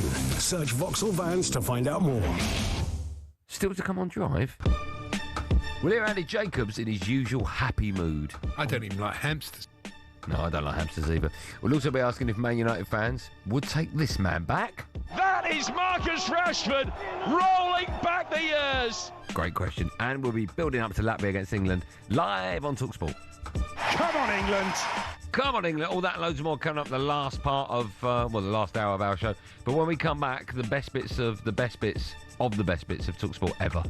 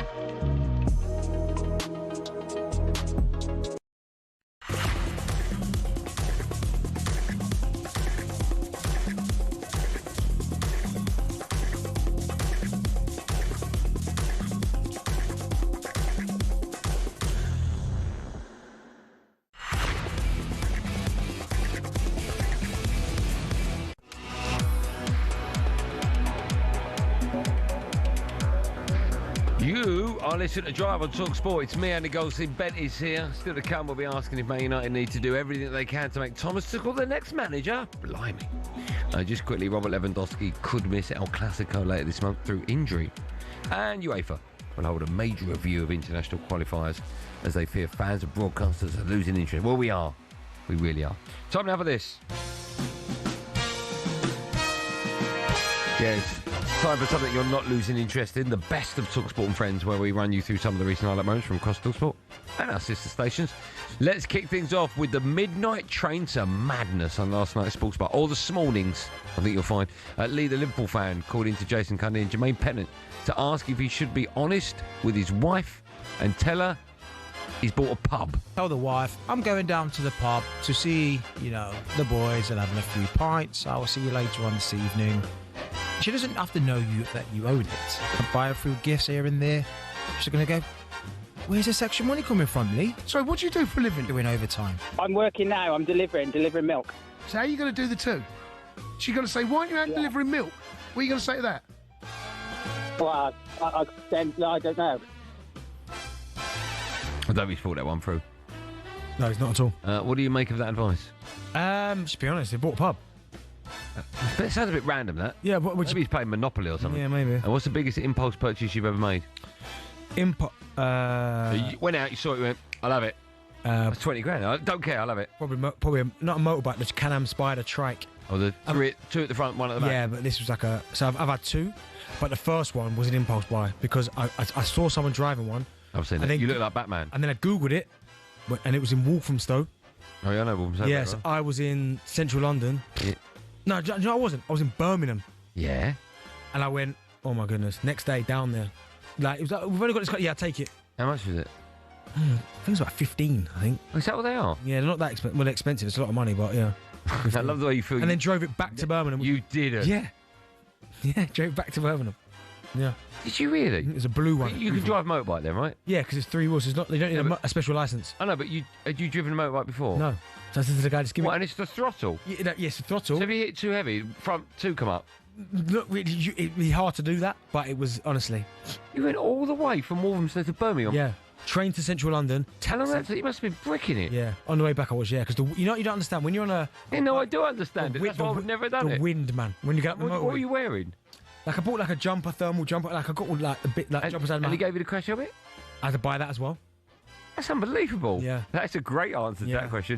Hi, Rory Jennings. We'll take your calls from 10 o'clock tonight for more Cundy. Check out, by the way, Pick of the Week in Radio Times this week. Pick of the Week.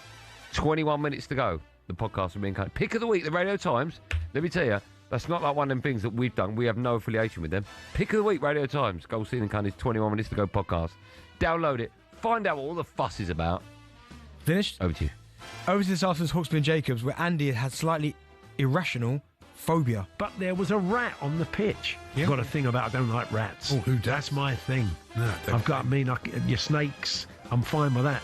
But, I don't like any. But a thing with rats. No. But there was a rat. I don't even like hamsters, to be really honest. Okay, well, what? I mean, yeah. Did you ever have a pet hamster? No. I don't. I'm not a fan of hamsters or rabbits and things like that. Who or what is your favourite rodent other than Dr. Scooter Frank? Who wrote that? Disgrace. Dr. Scooter Frank is not a rodent. He's a rodent. He's a rat. He's not, mate. Yes. He's not, mate. Pan Terrier. Beautiful dog. What's your favourite rat other than Dr. Scooter Frank? Ghost. Because he got out. What's your top 3 least favourite animals? Dr. Scooter Frank. Snake. Yep. Komodo dragon or lizard. I put them in there. Yeah. Don't like the way they move. And beaver. I knew you were going to say that. Remember, for all the best bits of the show, check out H&J Daily wherever you get your podcast from. I only said it because I know Cundy's listed in his car. Let's finish with this morning's breakfast show, talkSPORT. Voice of live football, Adrian Darren, is in Riga ahead of Latvia against England tonight. Jeff Stelling was recommending him some places to go visit. The TV Tower, which is the tallest building in the Baltic states. Have you seen it at all? You spotted it? No. Well, what I would say is... Watch your head. What I would say is... Our producer, when we got out here, said it's Baltic out here. Yeah, it literally is, mate. I don't think he realised. Aha!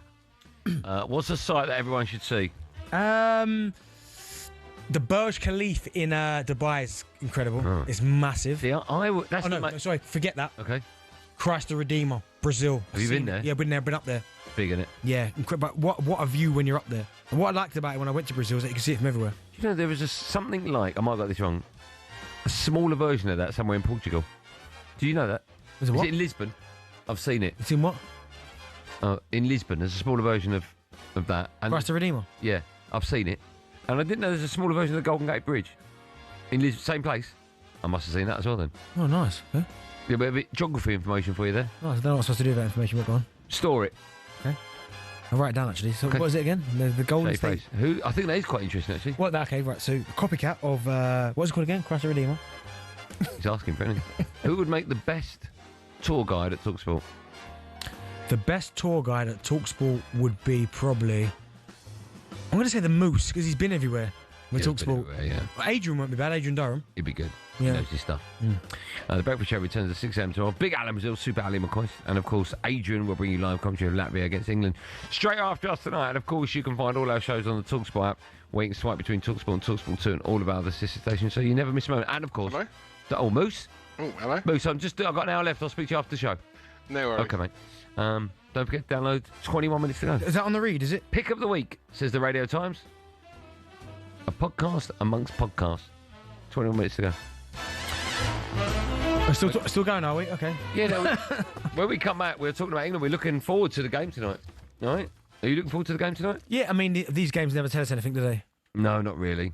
That They really don't. England should win. And the way England have been playing Yeah. is, it should be a comfortable Do result. you think it'd be one of those games where if we come in tomorrow and it was 2-0, job done, we're at the World Cup, people go, too rubbish, should have done 15-0. Probably. You can't please everyone, can you? No, you can't, Darren. But no, I'm looking forward to watching it. Are you? Are you going to watch it on the train? Yeah, get the dongle. No, I don't need it anymore. So do you dongle? Because the train Wi-Fi is out. Oh, mate, never trust train Wi-Fi. Yeah, Avanti, for all its problems, which is never on time. Yeah. Are you serious? I've tried that millions. When I used to go to Manchester, never worked. Oh no! So you must be on some next network, Tuscany. No, I'm on the good stuff. Nah, the only thing about the train Wi-Fi is that I can't watch YouTube on it. It doesn't let me stream. Yeah. Oh no! But if you're watching a football, yes. So you watch it on like ITV or BBC. The live streaming it allows you. Yeah, but when I go on YouTube, why don't you get your dongle out for that? Nah. What are you watching on YouTube anyway? Like the overlap. Very like Yeah. I like to watch overlap. It doesn't let me do it. Okay. So do you watch anything about Sorry, something was about to come out of his mouth that he probably shouldn't say. No, I probably shouldn't, but I reckon I can get away with it. Joe, you about how fast you can go to car? Do you watch anything like that? Oh, Joe, honestly, what's wrong with him? When we come back, we're building up to that game, and we'll have team news for you as well. Last hour drive coming up right after this.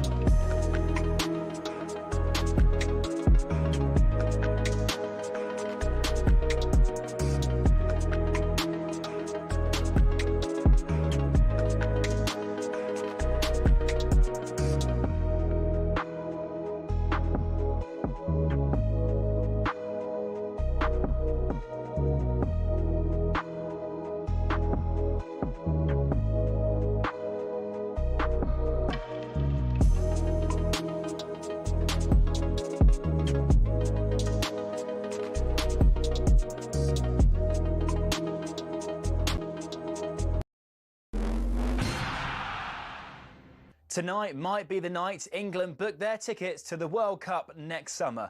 A win in Latvia guarantees it, though results elsewhere may mean a draw is enough. If they do make it over the line this evening, England will be the first European nation to confirm their place in Canada, Mexico and the US.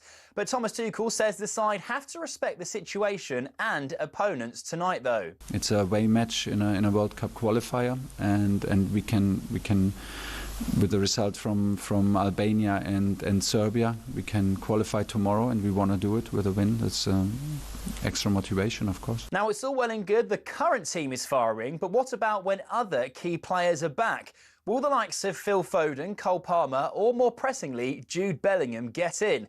Tonight's talkSPORT co-commentator Stuart Pearce reckons we should focus on who's in now. He's not here at the moment. The manager's decided not to pick him for the last two squads for whatever reason. You have to back the manager. They work with them on a daily basis when they're away internationally. And the bottom line is I fully expect him to be in the next squad.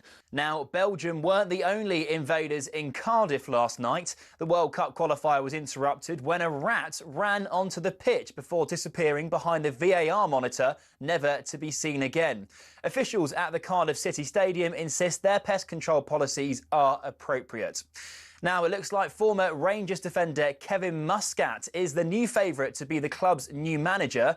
talkSPORT's Alex Crook says bosses at Ibrox might be keen to unlock a bit of fan nostalgia. Whoever comes in, I think the Rangers hierarchy are keen that some former players are involved, and maybe that will give Muscat the edge. And David Coots has pleaded guilty to making an indecent image of a child. The charge relates to a Category A video, the most serious kind, which was found by police in February. Nottingham Crown Court heard Coote extracted the video from a hard drive to a laptop back in January of 2020. The former Premier League ref was given conditional bail and is due to appear in court again in December.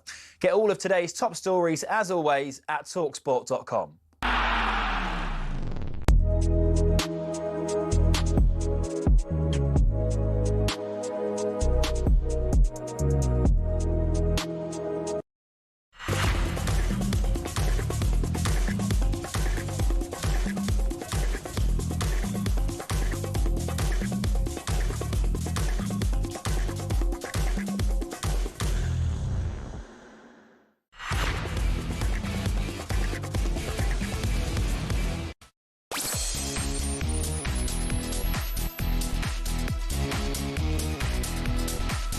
Welcome back to Last Hour Drive for talkSPORT. It's me, I'm here, the award-winning Andy Goldstein Darren Bent has decided to tip up. I'm not wearing Stone Cold's pants. No way. You know? Now, what sentence would you have said that in? The question was, if I was it was a What's Up Bentley, and it was like, what would I wear if I was a wrestler? And it wasn't Stone Cold's pants. You don't want to wear them. Oh. England can qualify for the World Cup tonight, and of course you can hear that game live right here on talkSPORT. So to another qualifier. So far, it's a campaign full of flawless results, but full of flawed performances. Not a performance that makes you think that anything has changed. And England have beaten Albania by 2 goals to nil. Thomas Tuchel said he wanted to entertain us. That simply is not happening. More boos from the England fans that have stayed in. Very little to write home about. Andorra nil, England 1. We were reminded yesterday that it is a process that has to be done step by step. Over time, I think you're going to see a team that's how he really, really wants to work. A stunning performance and a quite magnificent victory. 5-0. There's enough talent in this squad to be brilliant on their day. There's no doubt about that. Saka turning it onto his left foot. Oh, it's a beautiful goal. We want to have both foots and the body and everything on the plane, of course, but next obstacles to overcome, and we need to be ready. The passport to the World Cup if they can win in Latvia. Yeah, it's a big one. England can book their place at next summer's World Cup when they go away to Latvia tonight. 3 points will be enough to win their qualification group. And they face a side 133 places below them in the world rankings. Thomas Tuchel has been speaking to talkSPORT ahead of this game, and he said he's loving his time as England gaffer. More and more, I like it more and more, because I find what I hoped finding. I found an excellent group of players. I love the players. I love the character of the players, and to have the chance to work so closely with them and to work with so many top players from different clubs is a pleasure. To be England coach is an honour. nothing else but an honor. So I will give my very best for the best results, and I'm happy at the place where I am. So keep on going. Keep on going, indeed. Now, Thomas Tuchel's also had some very interesting things to say about Marcus Rashford, who, of course, is currently on loan at Barca. It's a lot of words I've got to say. We'll play it, please. I'm looking forward to that. We'll not play it. I'll have to say it. Do you want it in a German accent or just mine? No, it's normal. Just read it, yeah. He said, it's not a question of talent, it's a question of whether he can prove the point at the club and international level. Otherwise, he will be disappointed in 10 years of what could have been and what he made of it. He can be one of the best in the world because the quality I see in training, the finishing with both legs and with the head. That's all you had to read, and you said it was long. You wouldn't have done that without a mistake. No, of course I would have done it. Go on then, without one mistake. Which bit do you want? No, in the quote. You'll make a mistake. Okay. He said, it's not a question of talent. It's a question of whether he can prove the point at club and international level. Otherwise, he will be disappointed in 10 years at what could have been and what he made of it. He can be one of the best in the world because the quality I see in training, the finishing with both legs and with a head. Well done, yeah. You nervous? Hey, with both legs or both feet?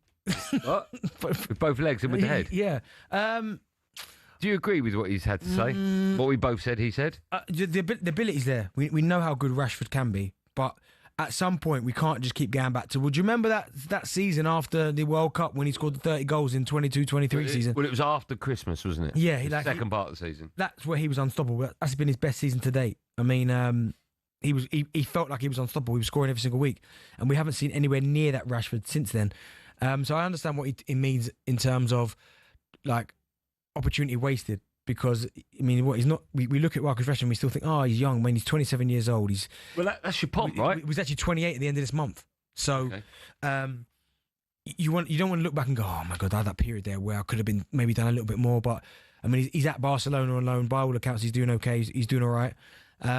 But you can quite clearly see that Thomas Tuchel likes him. I think that's the biggest thing. A lot of people didn't think he'd be in the squad. He's in the squad. He starts for Thomas Tuchel. He comes off the bench. So that tells me that Tuchel really likes him. And I think if you're a player in the dressing room and the manager's got the faith, regardless of what everyone else thinks, I think that can give you massive confidence. The fact that he comes out and says, I think he can be one of the best in the world, etc., that's incredibly smart management, right? He's obviously trying to get the most out of his players.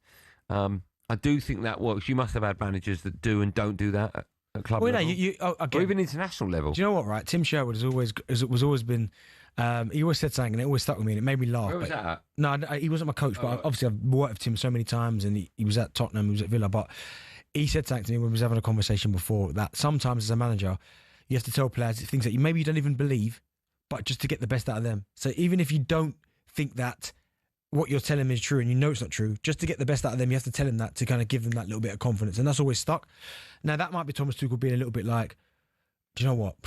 He could be one of the best in the world, knowing that he's not one of the best in the world. But if you're a player and you hear that, regardless, you're like, oh my goodness, that just give you a lift. Puffed up. Yeah, just give you a lift. Yeah. So it's a massive, I think, opportunity for Marcus. I think he's going to be in the squad. I think definitely, but it's going to be an interesting one because Rashford at the minute, and a lot of these England players that are in this current squad right now have got the shirt because Tuchel likes him. He's brought them back, right? But there are people knocking on the door, man. Like Grealish is knocking back on the door as if to say, listen, get me in. Wharton, we spoke about. Jude Bellingham, he speaks for himself. Foden. There are players now that are knocking on the door as if to say, oi, remember me, like I'm good enough. So it's up to these players now. And that's what's going to make it so interesting, because now, between now and the World Cup, there's going to be a lot of moving parts, a lot of injuries, a lot of things will change, but you've got to keep playing well. Like there are certain players in the squad that maybe can have an average season that are still going to go. Yeah. But there are players in the squad that need to be at their absolute maximum to have any chance of going. Yeah, I agree. Listen, World Cup will be over in the summer, and that will mean it's the end of this current season. Is there a possibility Thomas Tuchel could be linked to the Man United job? Would he be the perfect manager for Manchester United or not? Yeah, well, he's someone who obviously structure will. He's a top manager. I think he's a manager that wouldn't shrink under pressure at Old Trafford either. So there's no reason why not. I think he's a manager that can adapt. He's won big trophies. You know when you support a football club, yep, and another team get a manager, and you go, oh no, or you go, this will be fun. Yeah. Which one would you be? I'd be like, oh no. But I was like, you know, though, that's happened a few times though, because it happened when Spurs got Conte and Jose. That's a great point. I was a little bit like, oh no, here we go. I got it when I heard Amorim speak and what he'd done at Sporting. I was again a little bit like, oh my goodness, I don't think I like this. Yeah. Do you know what I mean? The way he's speaking, all these all the lingo and that, what he did at Sporting, the system he's going to play, how he looked well with the way he dressed.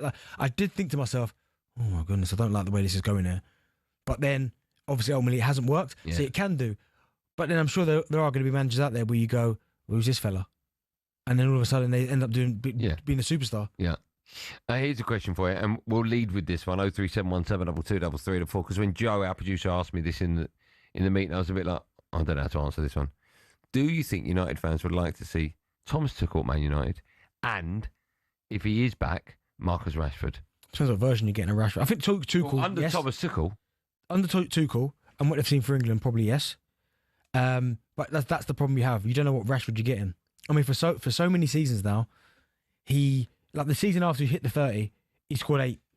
The season after that, 7. Do you know what I mean? It's like, for someone who is or can be as good as he can be, those numbers are so low. Let me ask you this, right?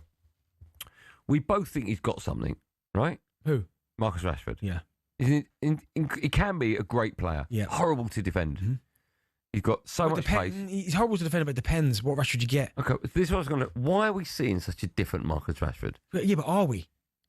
Like, people are getting... He's got talent, right? No, he's got talent. But and this is where the argument always used to come in, and I can never understand the argument, if I'm honest, when people try to compare Rashford with Saka, right? People spoke about Rashford's better than Saka. And I was like, you crazy. The thing about Saka, when you look at on the eye, right, Rashford could do certain things. He hits the ball a certain way, as in his passing or he's shooting. He's quick, he runs, he's direct. And people go, wow, right? Saka's been doing for years now. Years. But so effective. And the thing about Saka as well, you know exactly what you get from him. And as a manager, that's what I want in my team. I don't want someone that potentially might give me an 8, but could give me a 4. Saka, minimum, is giving you a 7. That's minimum. I agree with everything you've said, but do you think someone like Marcus Rashford, if he had the right manager at club level, like Thomas... Mate, he's had 3 or 4. I know, but maybe they've not got the best out of him. It can't always be the manager. Well, that's the question I'm asking you. So, was it Van Gaal gave him his debut? Yeah. Oh, I don't know about gave him his debut. Okay, who did he score for? Was it... Man United against... Oh, yeah, so he scored in Europe first. And who was the manager then? Was it Van Gaal? It might have been before that. So, okay, so either way, he's either had Van Gaal or Jose, yeah? He's had...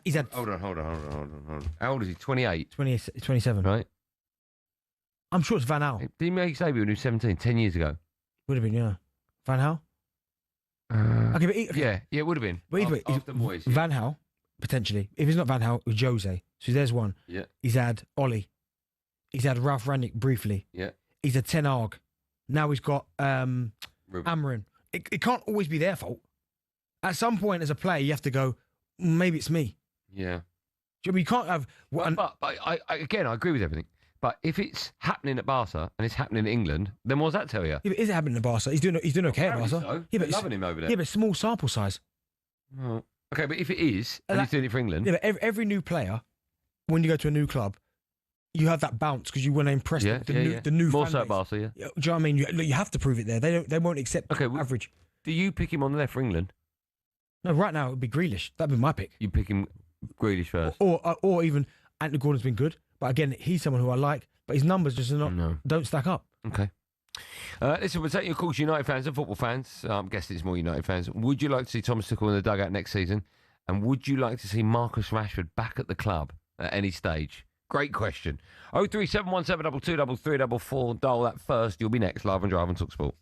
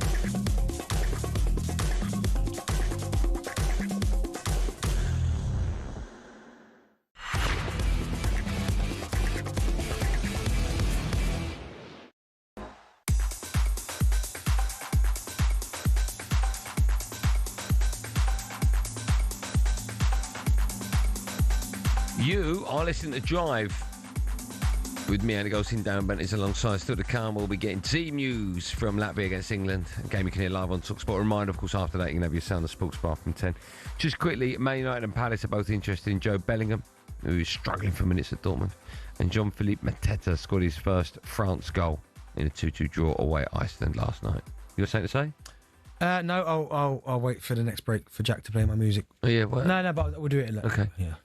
Time now for this. Couldn't believe he got a yellow card for that. The game's gone. Honestly, I've seen my Sunday League team defend better than our back line.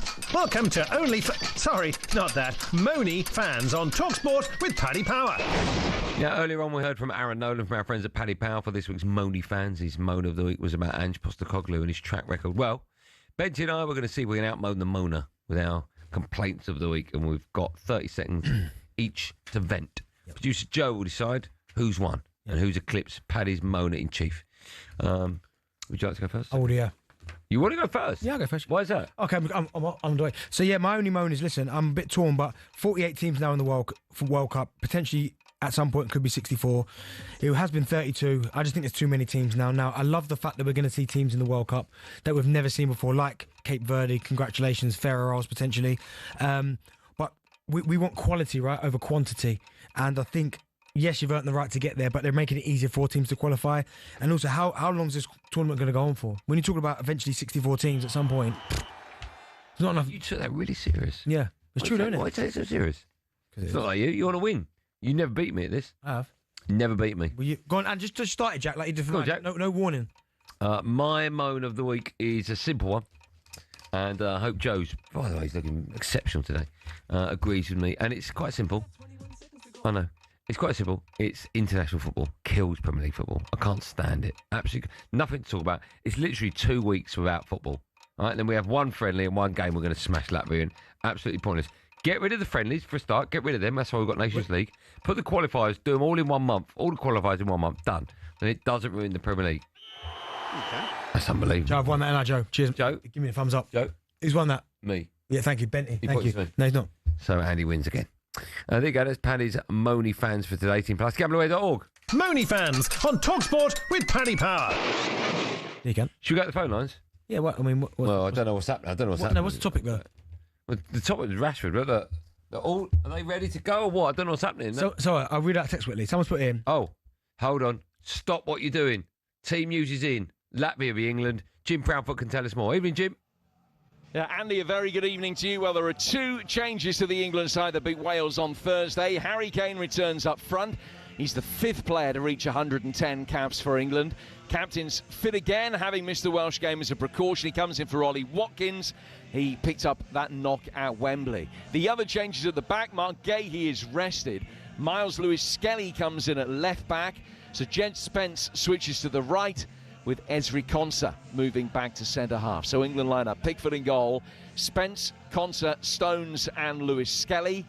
Anderson in front of them, Saka, Rodgers, Rice and Gordon, and Harry Kane. As far as Latvia are concerned, they're without Atletico Madrid striker Dario Sheets. So that England side again, Pickford, Spence, Konsa, Stones and Lewis-Skelly, Anderson, Saka, Rodgers, Rice and Gordon, and Harry Kane.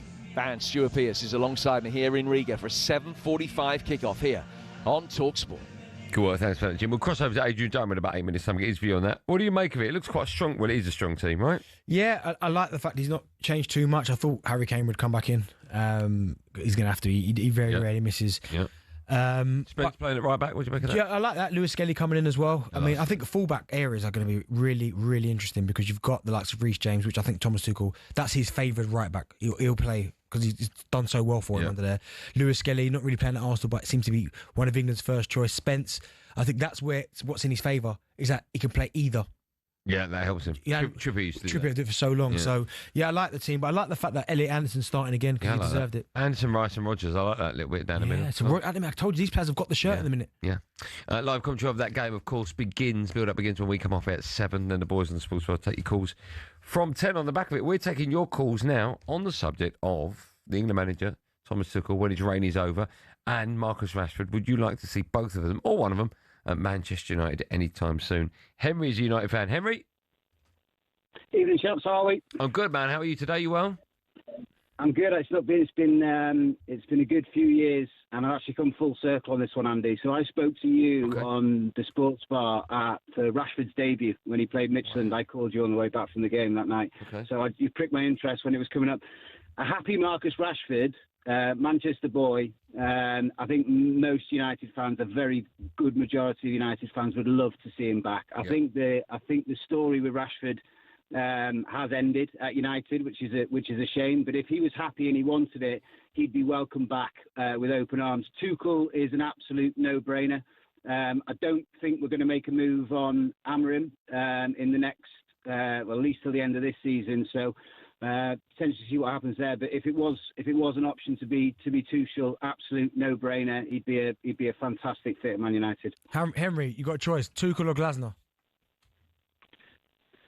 Considering Glasner plays the system he plays, granted playing it a lot better than we are at the moment, I think it would have to be Tuchel. Go back to a back four. United have always played that ever since I was a kid. That's what I've known. This was a brave move to go in the Amorim direction and play this system. And at this moment in time, it's not sort of not working. We've not settled into it. Whether that comes in time, we'll wait and see. But no, Tuchel over Glasner, purely on the system. I've got one for you. Tuchel or Rashford? Only one can go to United next season. Rashford. Really? Manchester boy. Yeah, if he wanted to come back and he was on the top of his game, I think that's less of a gamble than maybe Tuchel. We've seen Mourinho's, we've seen Van Gaal's. It's not worked. I think the happiest I've been as a United fan post Ferguson was probably under Solskjaer, and he had very little credentials, if anything, when he got the gig. So I think Tuchel, but yeah, Rashford, Manchester boy, Wivenshaw boy, and it would be good. Henry, you've been good. Thanks for your call. Let's take another one. Chris is a Man United fan. Hi, Chris. How are we, chaps? We well? You can't use that. You can't do that. You can't do that. I should block you for that. No, I don't mind that, Chris, doing it. I don't mind that, Chris. Is it trademarked? Is it? Sorry. Yeah, it's not trademarked because I've heard him on the sports bar do it. So you know what, Chris? If you want to do it, you do it. I'll tell you what, Chris. Why don't I introduce you again and come back with your own one? All right? Be yourself. All right, Chris? Okay, go for it. Wait there. Next up is Chris, the Man United fan. Hi, Chris. How are we, lads? We good? Oh, I don't mind that. I mean, it's the same kind of thing, but I like it. Hello, lads. We're good. That's better. How are we, chaps? Well? There you go. We're good. What would you like to say, my friend? Yeah, brilliant show as always. Just going back to the Rashford thing, the Rashford and Tuchel. First and foremost, Rashford. Everyone can see the quality in him, and it's no coincidence that Rashford's form dipped when the whole United, the club, top from bottom, was getting fit. The fans were turning on Rashford, and you could see it in his face. He wasn't playing with a smile. Just saying to the producer guy, Gaza, brilliant show there. But Gaza said it when he looks at Rashford, he's not smiling. And as you know, with being a footballer, it's confidence, especially being a striker, being a forward.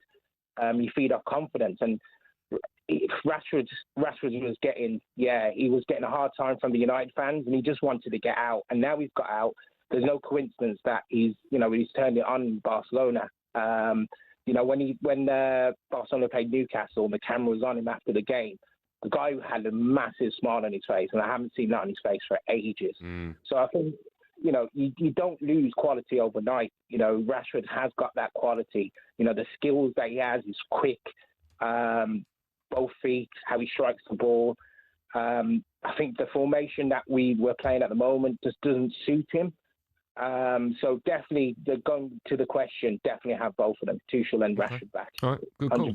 Thanks for that, Chris. Interesting. I think a lot of United fans would feel that way. Yeah, I mean, it's more hope than anything, though, isn't it? And they say it's the hope that kills you. Yeah. Because you're saying, I hope he comes back. I hope he wants to come back. I hope he's smiling. A bit drastic, isn't it? Well, it's not really. Because hope doesn't kill you. Tuchel could come in, he's going to be a point to prove he's going to do well at United. Yeah. With Rashford, no, if he comes in after winning the World Cup. Yeah, but I like that. But Rashford's like, I hope he likes it. I hope he's got a smile on his face. I hope he wants to. It would be last chance to lose. Yeah, it's like, come on. Still to come, we'll be getting team news from Latvia. Oh, we've got that already, but we'll be crossing over to Adrian now. Who can tell us more. But first, it's time for no googling. We want to know. This is a great question. I hope you don't know the answer. This is unbelievable. Which current Premier League player has been to 2 World Cups with England and didn't play a single minute. Do you like that? Yeah, I mean, I can kind of guess the position. Well, don't. Okay. Rude man. The answer to that and more coming up live on Drive and talkSPORT right after this.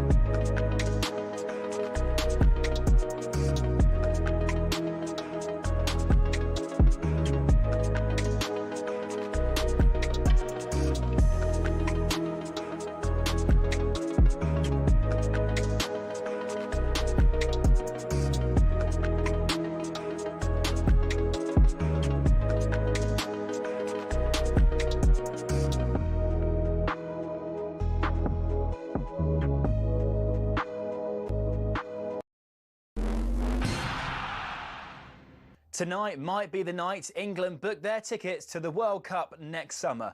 A win in Latvia guarantees it, though results elsewhere may mean a draw is enough. If they do make it over the line this evening, England will be the first European nation to confirm their place in Canada, Mexico and the US.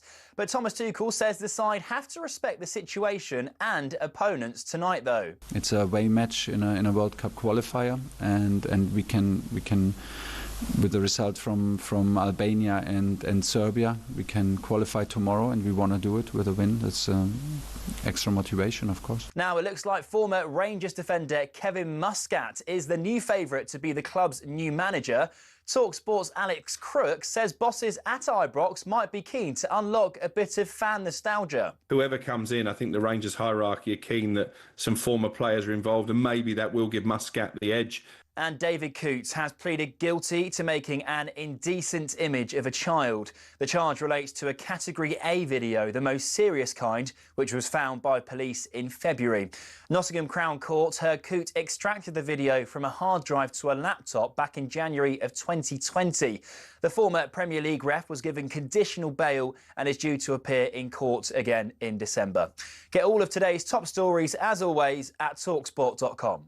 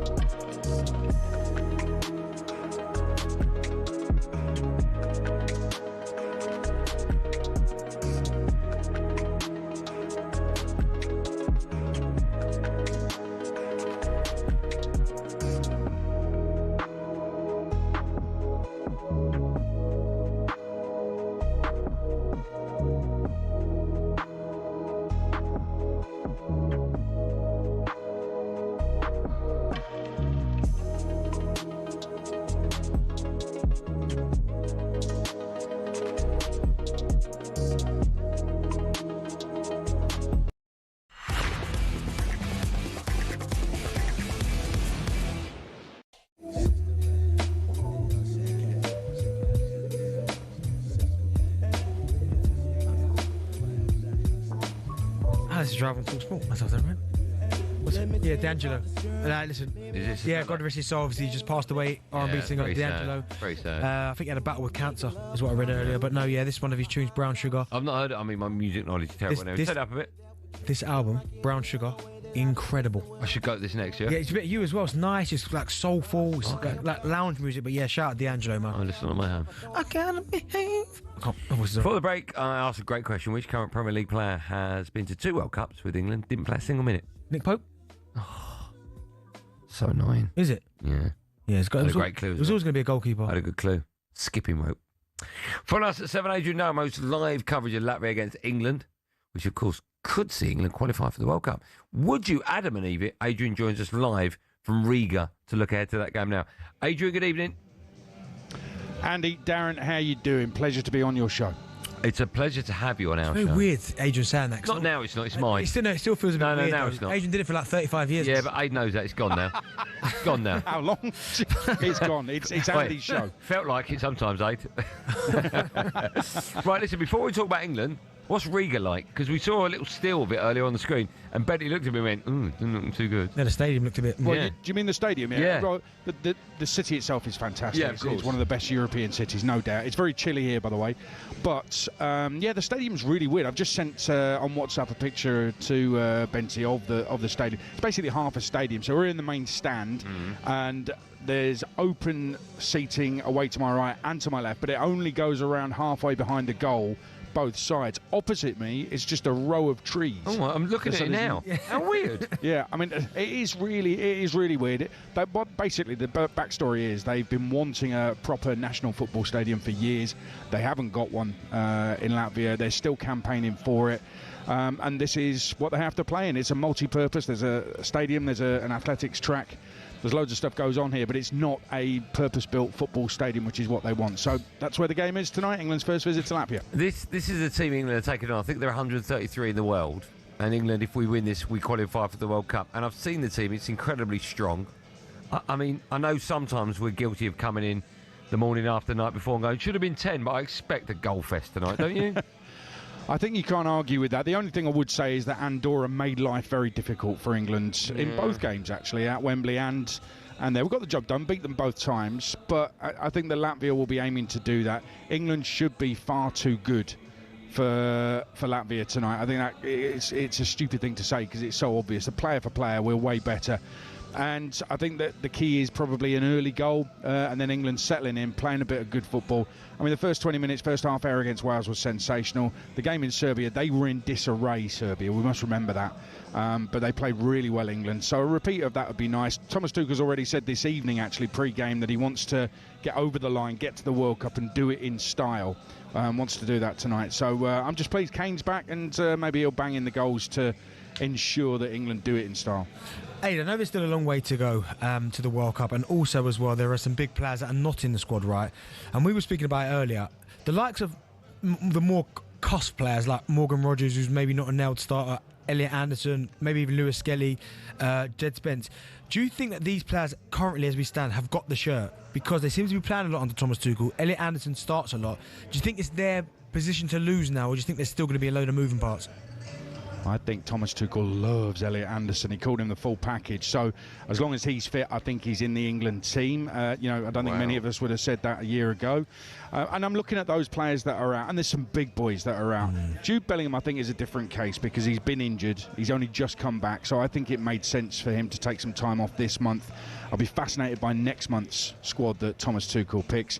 I think there's players who you might expect to go to the World Cup who probably should be worried. I think Phil Foden's one of them. I think Cole Palmer might be one of those. And the reason I say that, if he gets back to full form, then no problem at all.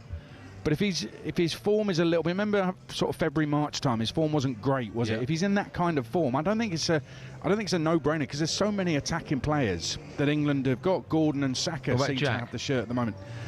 Jack Grealish, I can't see him getting in because of all those attacking players. You've got Bowen ahead of him, Madueke ahead of him, you've got Eze in the mix, Rashford's in the mix as well. There's so many of those players. You can't take them all in a 26-man squad because you need cover at the back as well as all those attacking players. So I think what we're going to find, and this is what we're going to discuss on the talkSPORT Daily podcast, which will be available 5 a.m. tomorrow morning. We're going to do it after the game tonight, expecting England to qualify. I don't want to be arrogant, but we think they will qualify tonight. And Stuart Pearce, Jim Proudfoot and myself will be discussing on that podcast, available from 5 a.m, who's going to be in, who's going to be out, and the likely big guns that might just miss out. Players like Curtis Jones, Trent Alexander-Arnold, will Adam Wharton make it? You know, I mean, there's some big names might miss out on the World Cup. Yeah. Hey, someone's name who I hope makes it, just because of the backstory, and when I say backstory, I'm talking about Jed Spence, because I thought he was brilliant against Wales. He completely locked off Brennan Johnson. You think about when he signed for Spurs, Conte pretty much said, I didn't sign him, I didn't want him, it was a club signing. Obviously, had the situation at Middlesbrough, went to Forest, was brilliant. He has turned himself into one of the top fullbacks probably in the Premier League right now.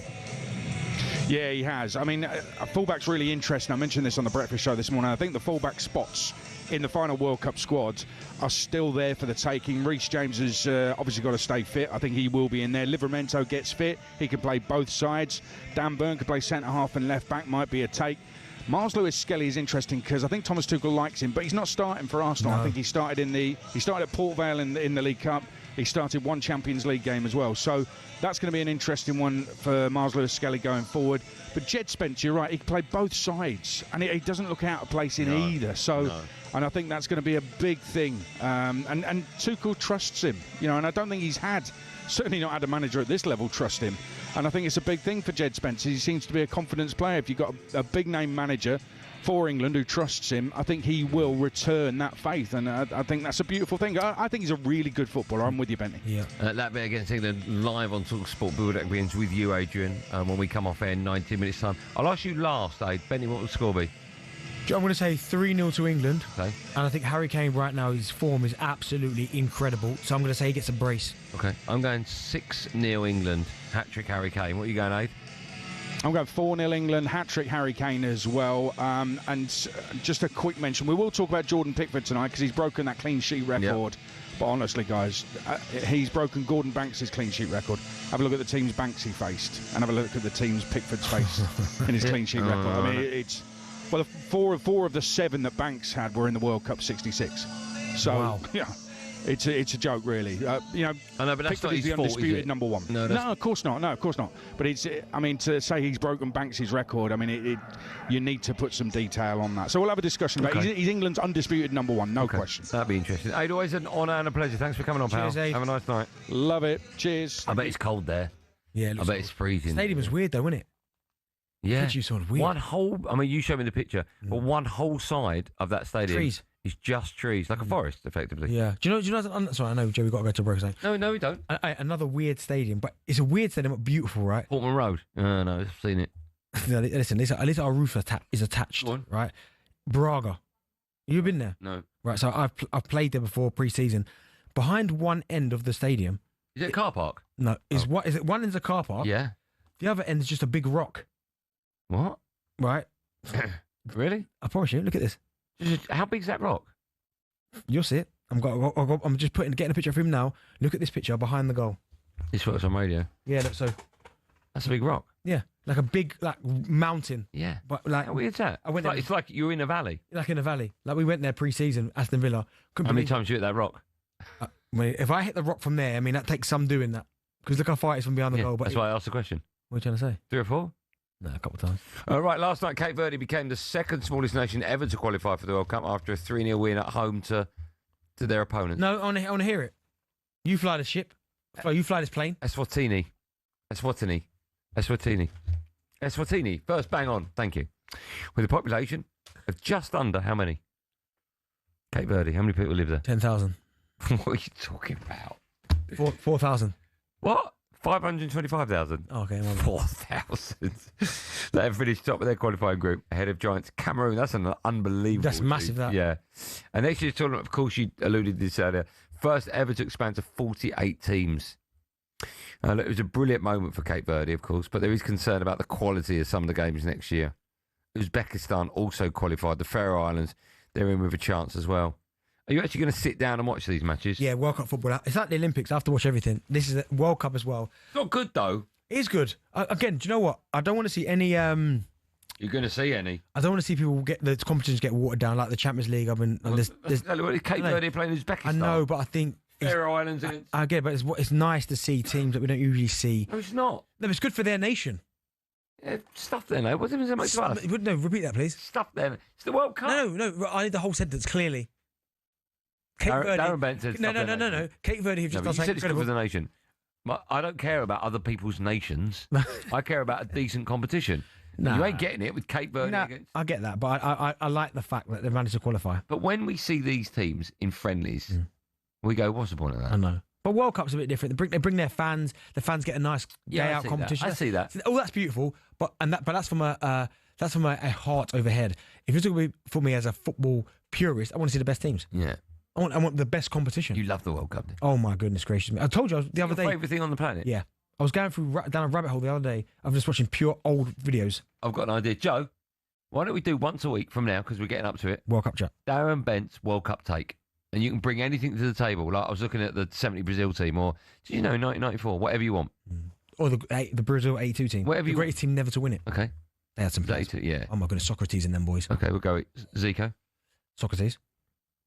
All right. Falcao. Yeah, is that right? Yes. Adair. Goalkeeper. Junior. I don't know if that's right, Yeah. Sure, I don't know if that's right. Please. But, I mean, it's a very good game we're playing here, but I think we need to, so we know some people ain't screaming. I've just told you. No, I think you're just making up names though. No, I haven't. Brazil 82. Oh, we've got to Google it now, have you? No, but right, here we go. So we know. Right. Right. Right, so here we go. Right, go on. So Socrates, Zico. Falcao. Yep. You said goalkeeper. Tahino. Bless you. Well, you've got it in front of you. Yeah, I know.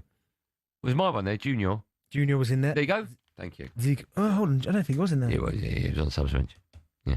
No, I don't think he was. Keep looking. We'll be back after this with the NHL quiz. Keep looking.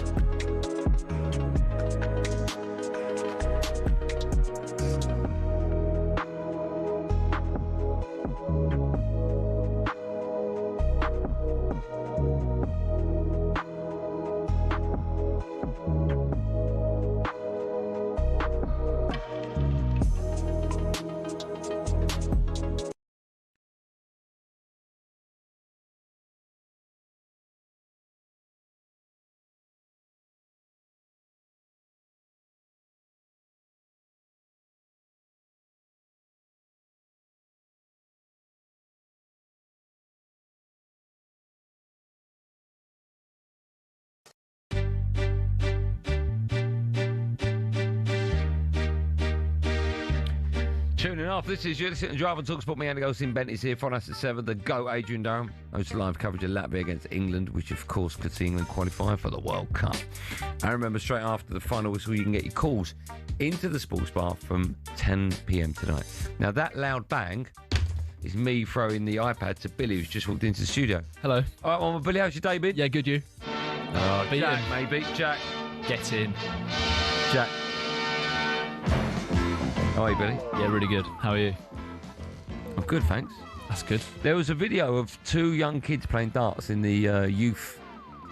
This is not going to help. Yeah. But one of them looked like you. Might He's be a me. scrawny little tiny thing. Waiting for his mum to pick him up from school. Yeah, nice. Wasn't Luke Littler. No. It did look like you. Had that bird's nest of a hair. Are you using my hair product? There's nowhere to play. That's a bad. No, that's a bad advert for your hair. Yeah. product. I've got your paste in my hair. There I you go. thought it looks good, man. Yeah. You don't think that? Well, I mean, are you using it? You're not using a lot, are you? No, I only use a little bit. Sparingly.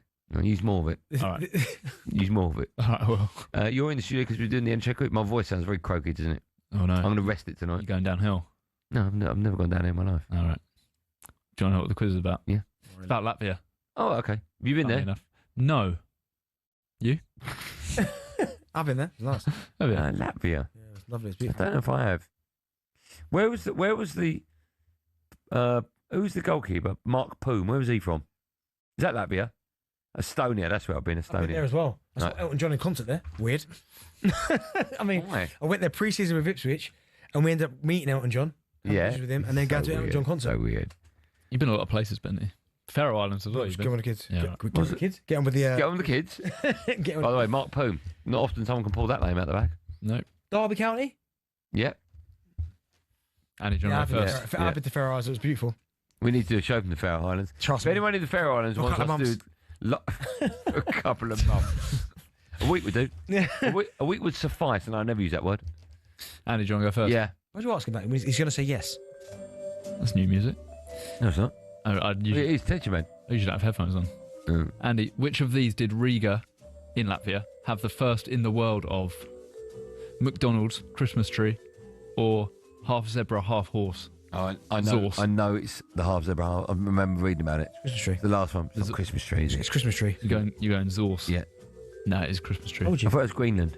No. You got that wrong, Bill. So it's Latvia. I told you that. No, you got that wrong. Well known fact. No, it's not. You got that wrong. Didn't know you could get a half zebra, half horse. Yeah.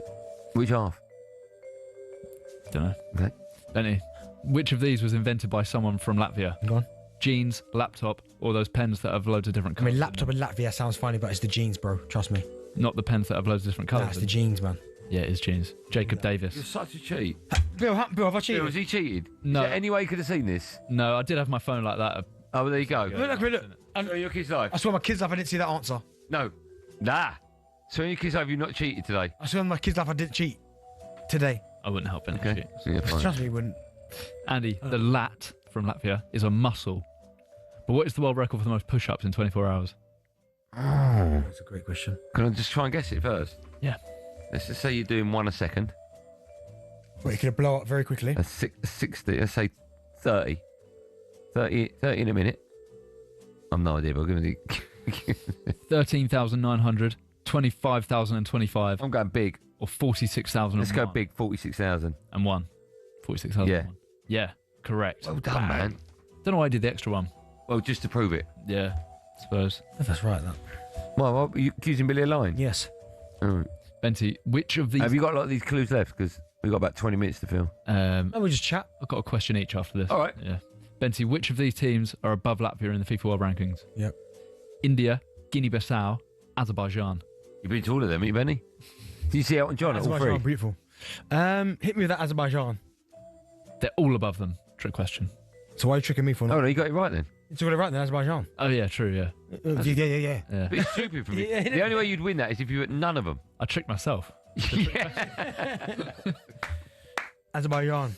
Phil, that's the worst question anyone's ever asked. Well, every answer was right. Yeah. All three. Brilliant, brilliant. Why did you not get that job on Who Wants to Be a Millionaire? Brilliant question, Bill. Andy, do you want your last question? Yeah. Was that it? No. All right, okay. Latvian women are among the tallest in Europe. I've seen them. How tall is the tallest ever woman in feet? Oh, in my head, I've got about 8 foot in my head. Your options are 7'6", 8'1", or 8'6". Let's go for 8'1". 8'6". Jeez, Ben, that's tall, isn't it? That was back in 1616. And that's when height was tall. She unfortunately died at the What was age of 17. What was her name? I forgot to write that down. That's a bit sad, isn't it? Oh, okay. My last one, yeah? No. We last one. Okay. Benty, name 3 more countries that have the letter V in them. Great question. Like Latvia does. Right, I've got a bit of time. Countries, you say? Yep. Yeah, not horses. Okay. V. Yeah. Cape Verde. Yeah, nice. Excited he is. Look. There ain't no way he's getting this. I'd put everything on him. Joe, I've got headphones on. No. I appreciate Joe, it. don't help him, Joe. V, Latvia. Joe, get out of the way. Don't help him. Go on. V. Latvia. Cape Verde. This is amazing. Music. So turn the music up a bit, Jack. Venice is a part of Italy, so it's not there. This is amazing. V, I can't think of V. 15 seconds to go. It's hard, isn't it? Anywhere in the world. Anywhere we do. Yeah. Yeah, I'm sure. Anywhere we do, Benny. Australia, no. 5 seconds. Australia. New Zealand, no. You say Australia? No, but That's all we've got time for. Argentina. With me, Andy Goldstein, and Darren Bent in Venezuela. Venezuela. We'll be back tomorrow at 4 o'clock for more of the same. Have a lovely evening. Come on, England. Come on, my son. Excuse me.